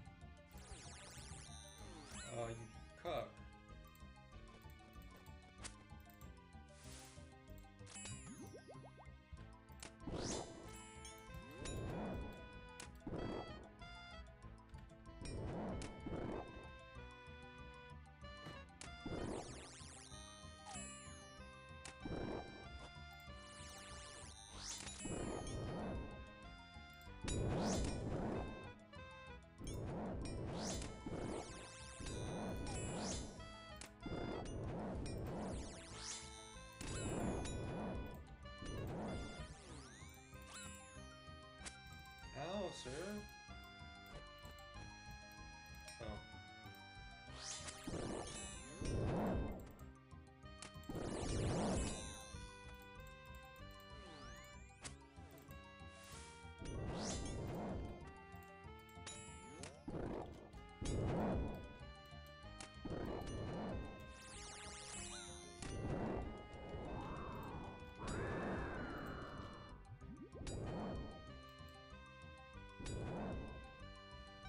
Whoops.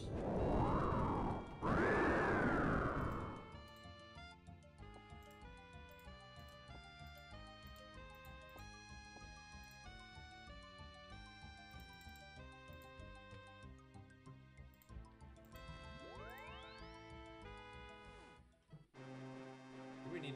Yeah, let's go with food. Fuck. Got these clown shoes really quick.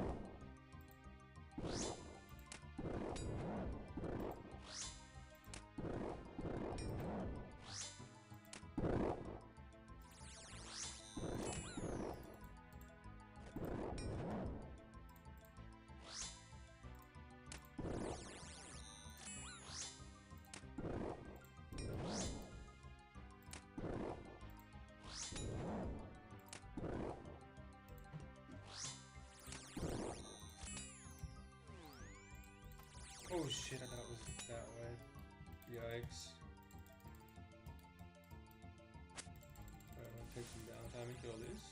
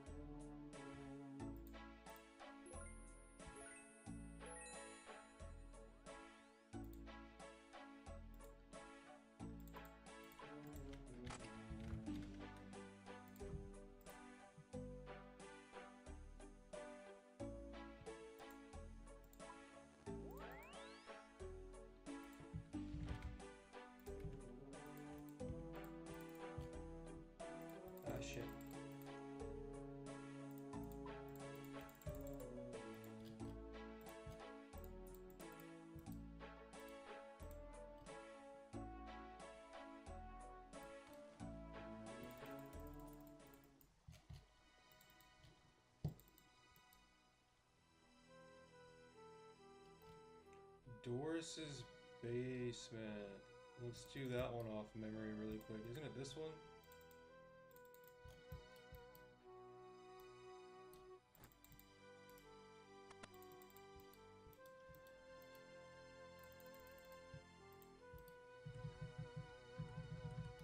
Wow, you wanted to type an edgy number, huh, Dave? Thanks, Dave.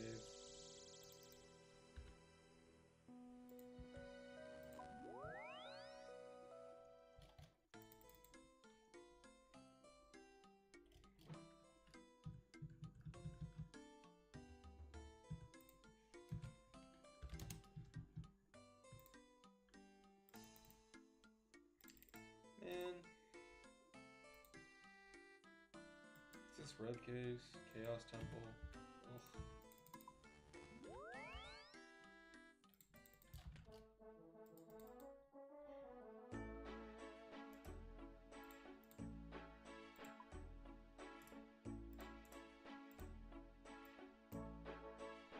Don't have anything in my body, right? Okay.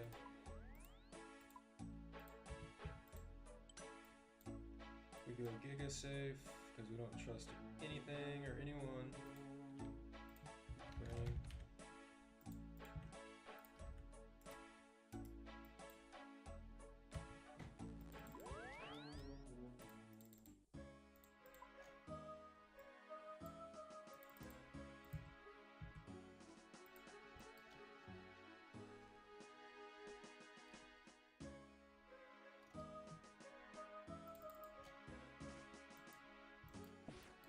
Hey, whoa. Yeah. I think that's my prayer.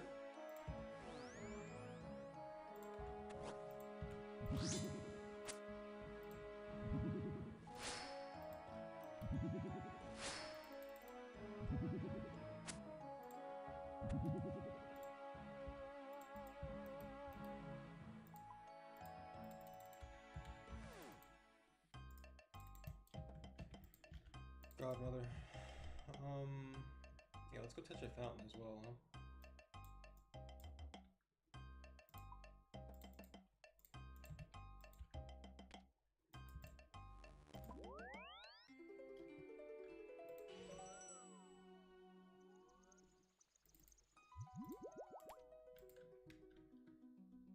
Daenerys.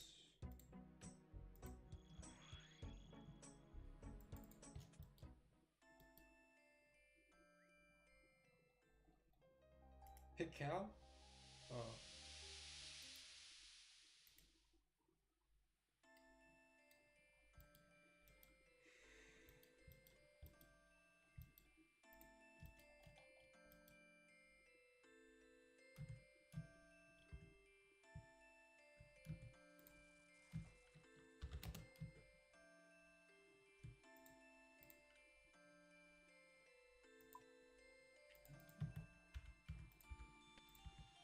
Shoot.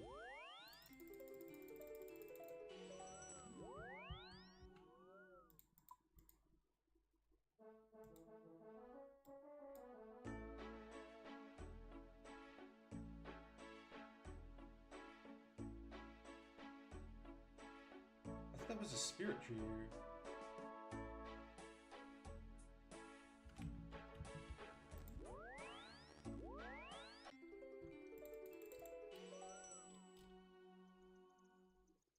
F.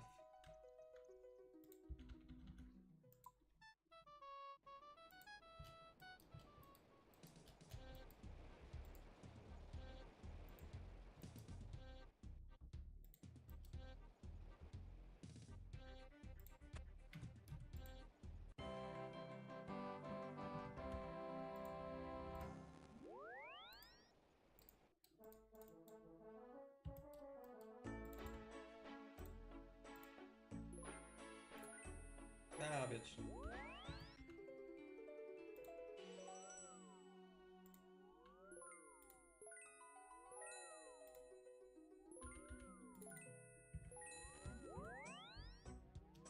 Well, 93k in gold, and then, what is it called? What is it called? What is it called?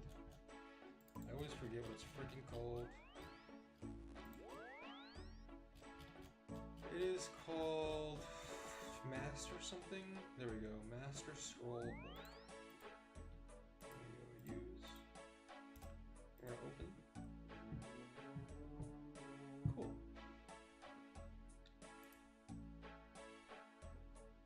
Remove. Routine. Examine. Cool. Use. Alright. Oops. Give me that one back. Dark. Totem. Ding. Dark.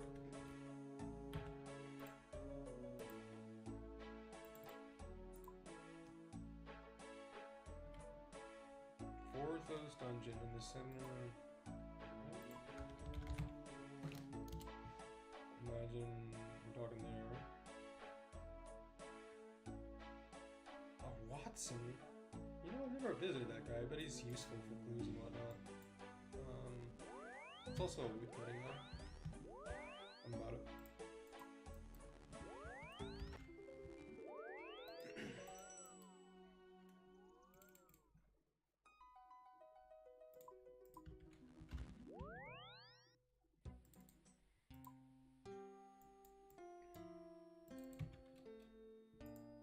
In the center, so I hope it's this entrance. Do I need a lantern?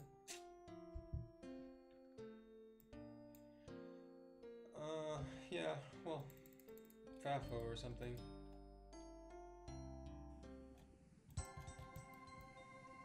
Great.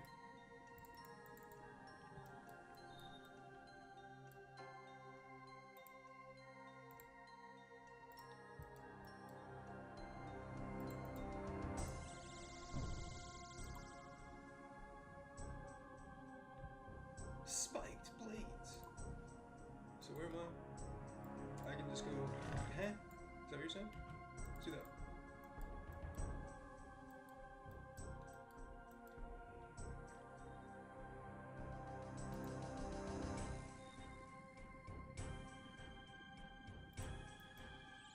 Jump over the strange floor, no hands. Okay. I feel like we have a running start, but it's all good.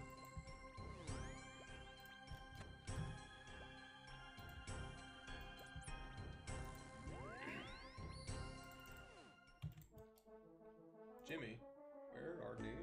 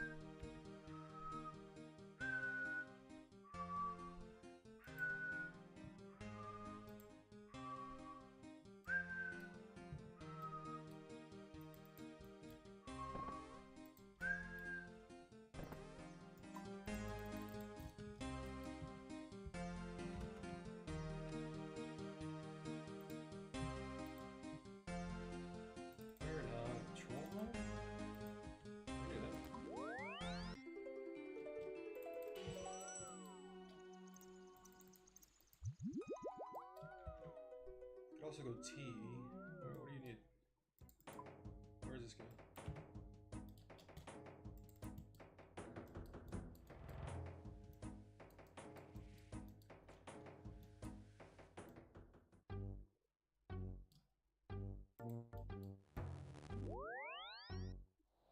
Oh, easy.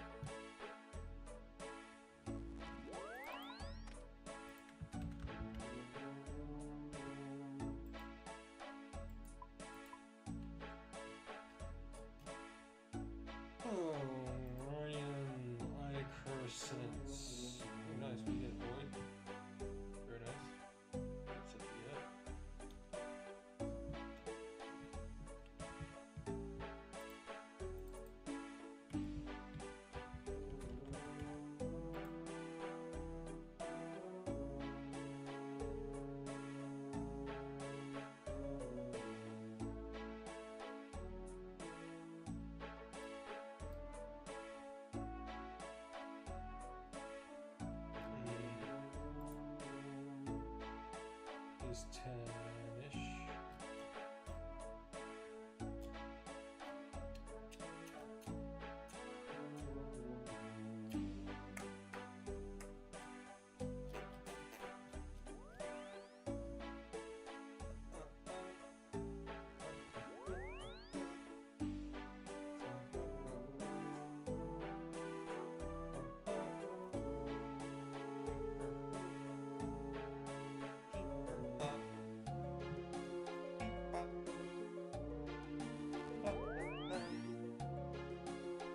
Let's put this over near the nests.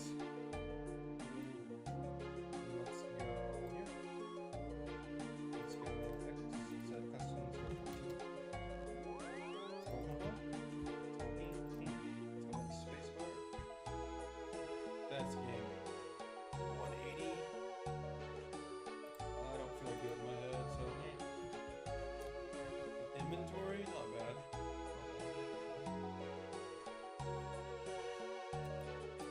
Here we go.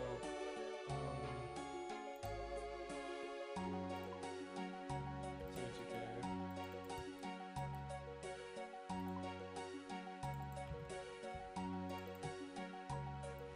Oh, I should have measured before. Oops. I wonder how much money was here. It's like we did the nest and we bought the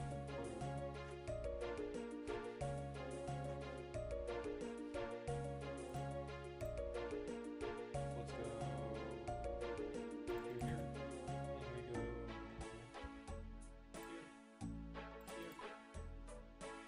So we lose about 23K-ish from inventory.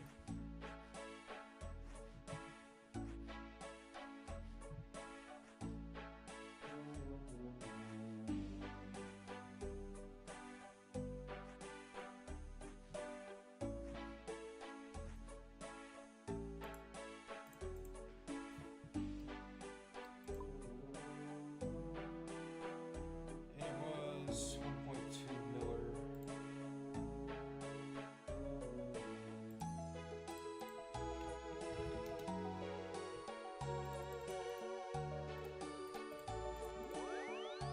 Yeah, I'm actually profiting because I'm self-generating all of the nests.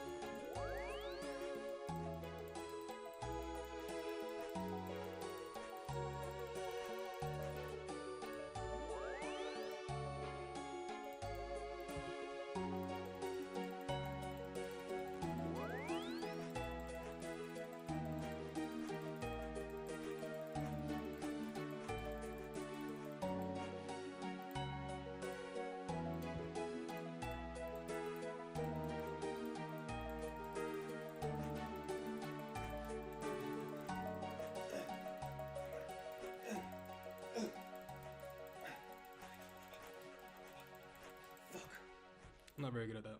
I don't know what's going on. Probably because I'm giving myself carpal tunnel. Trying to crush her nest.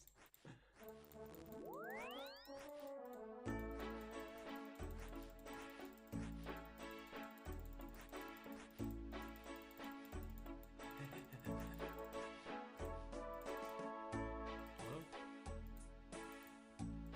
Hello?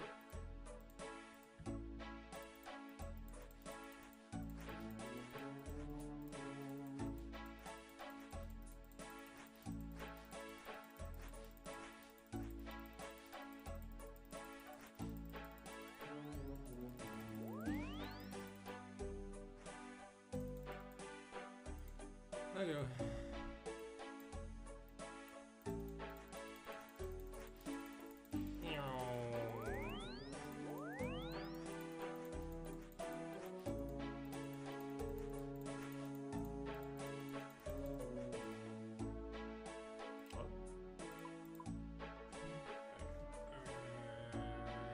Something like this. Oops. Oops.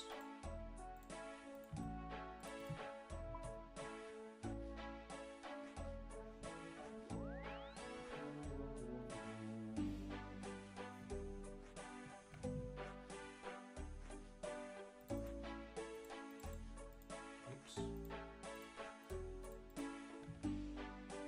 Not bad.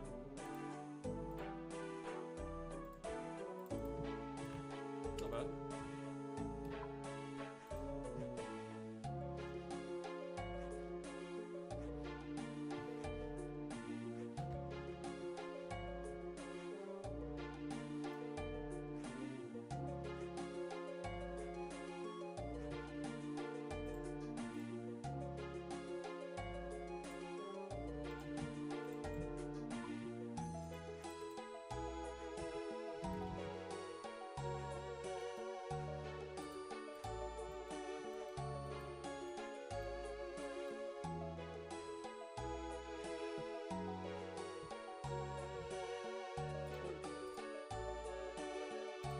Oh, bitch.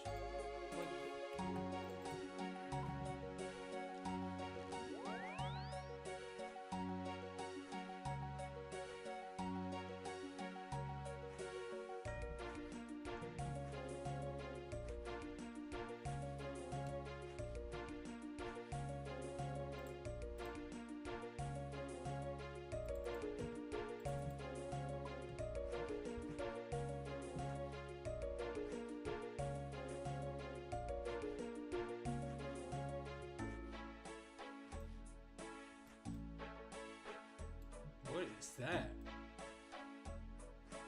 Is it Kirill's? Or the mage? Sorry, the mage version?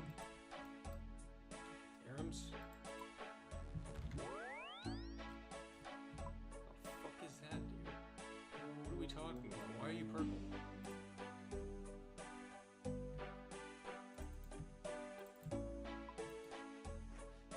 What is this?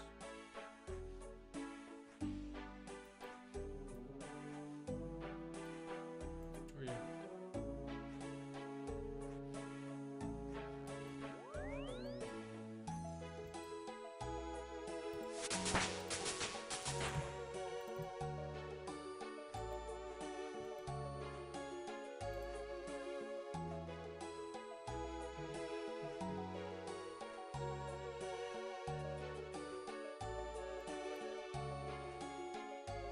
You know what, we could. That sounds kind of fun.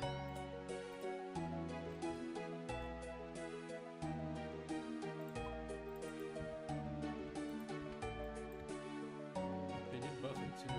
So let's do it till 90 and call it a day. This is really loaded. Yeah, the whistle. I just don't feel like calling it meat. The whistle costs meat, ladies and gentlemen. That's all it means. Let's see. Water. Well, I guess it was last destination.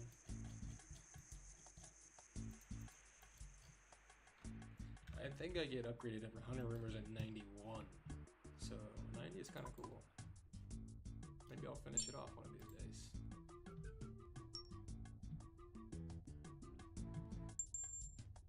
Can I get a rumor?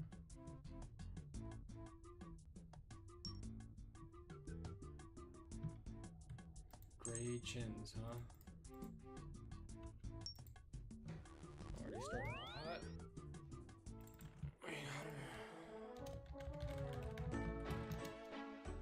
Isn't it expert what I want? Yes. Okay, so we got box. Where the fuck is that? AK key. We'll do that.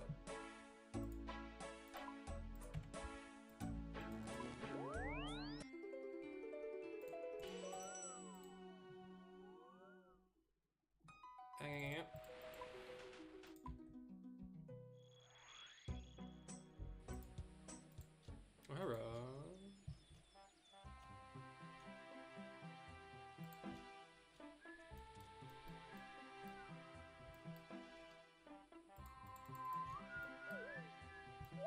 What's the best spot?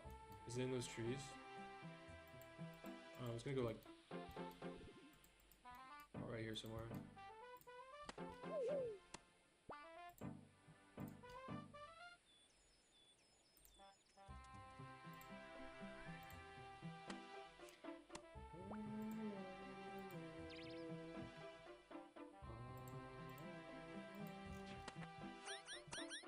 What up?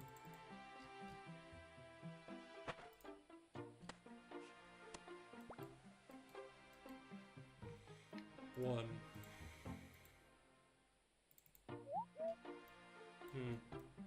Beginning to really doubt this spot. What is that?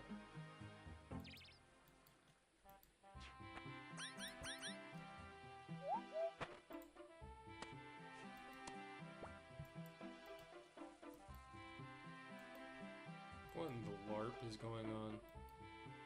Let's go ahead and pick this up. Let's go ahead and pick this up. Let's go ahead and pick this up. Let's go ahead and pick this up. Go ahead and pick this up.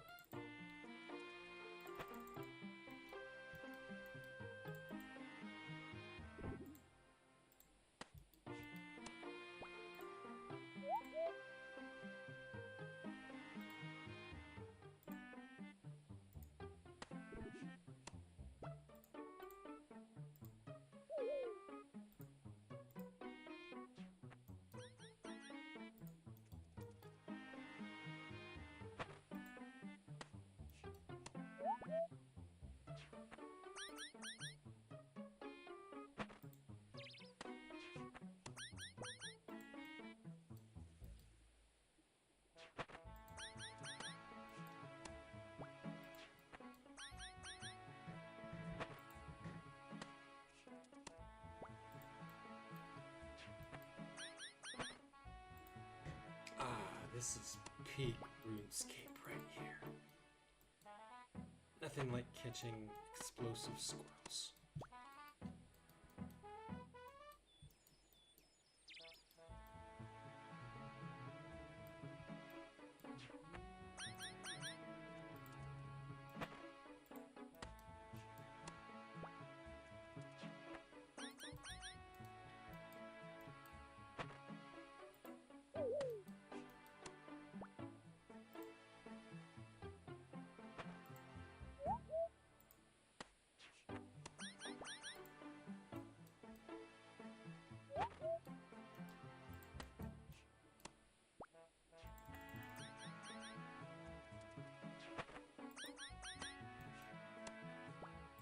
Oh, such fun.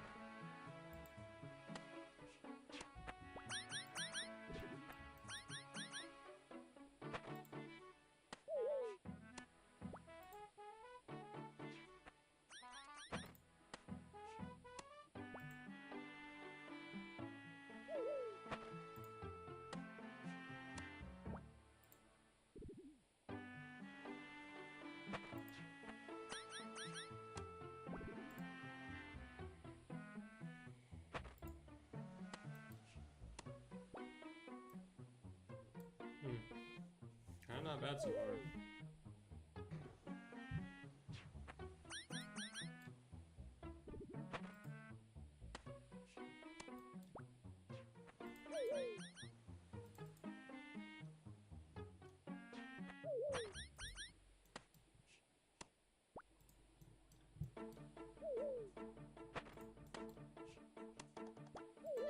doesn't seem to be catching.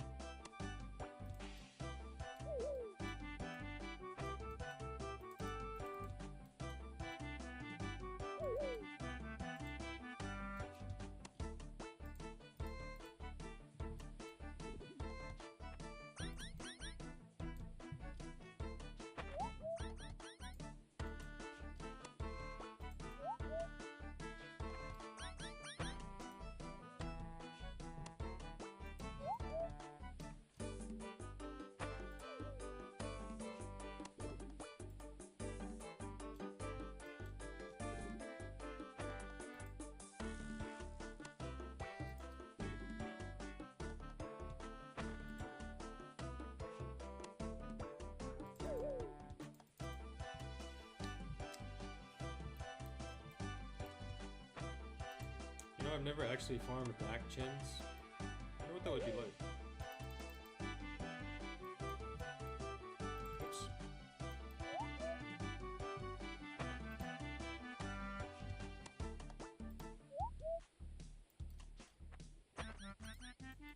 It's about 36K. Haven't really been doing this that long. Off of gray chins.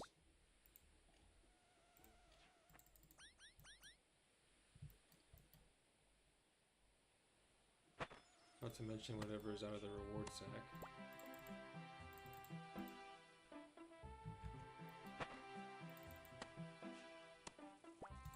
About 5 of them seems to be about 1,000 hunter XP, just under.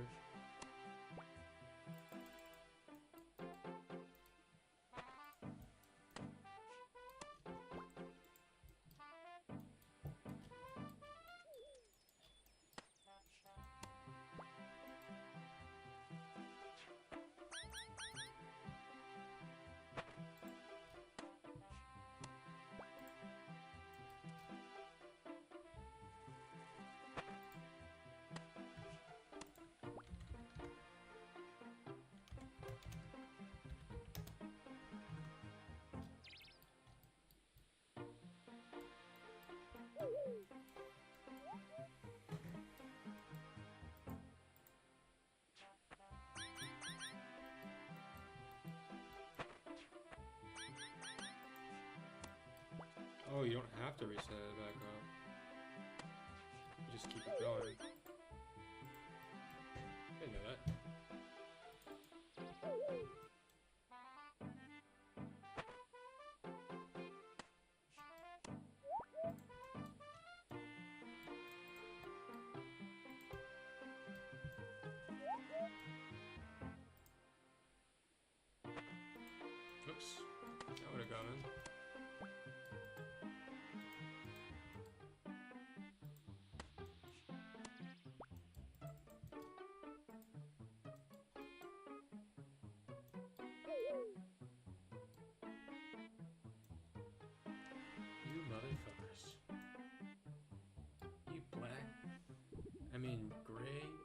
regular chin chomps.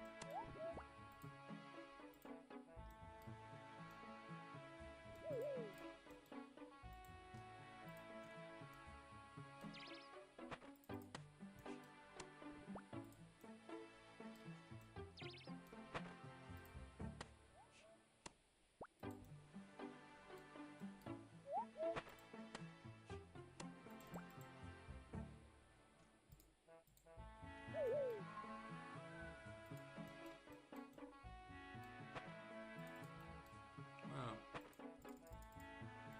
How dare that Chinchompa. I build that nice trap to catch you so I can use you as ammunition for my experience, and you destroy it. Ugh. Some Chinchompas, am I right?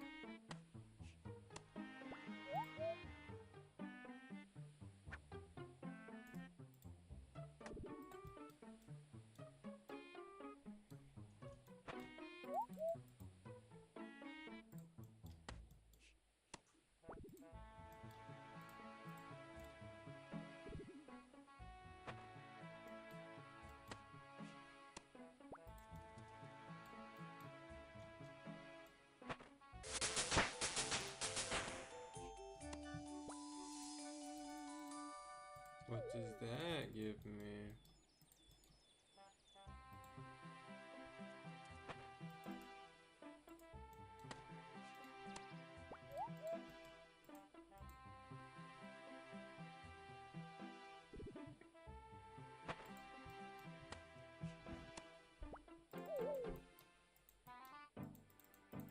Hello?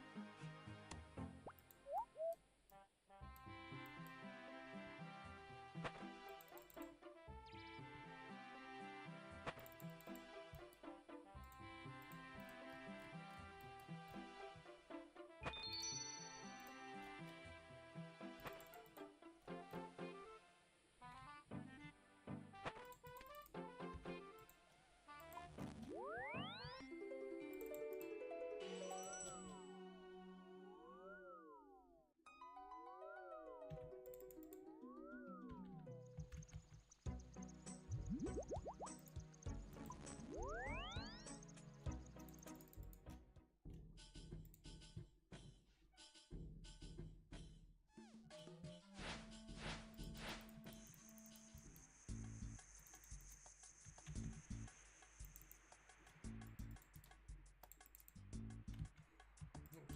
How do I get out of this?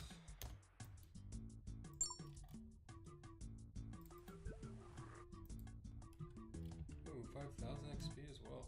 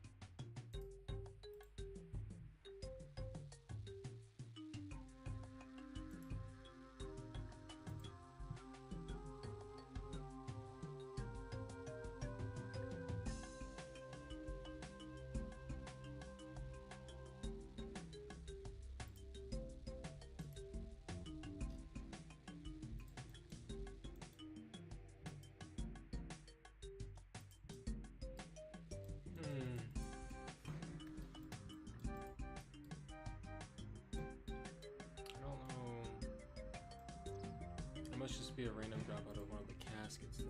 There must be no currency.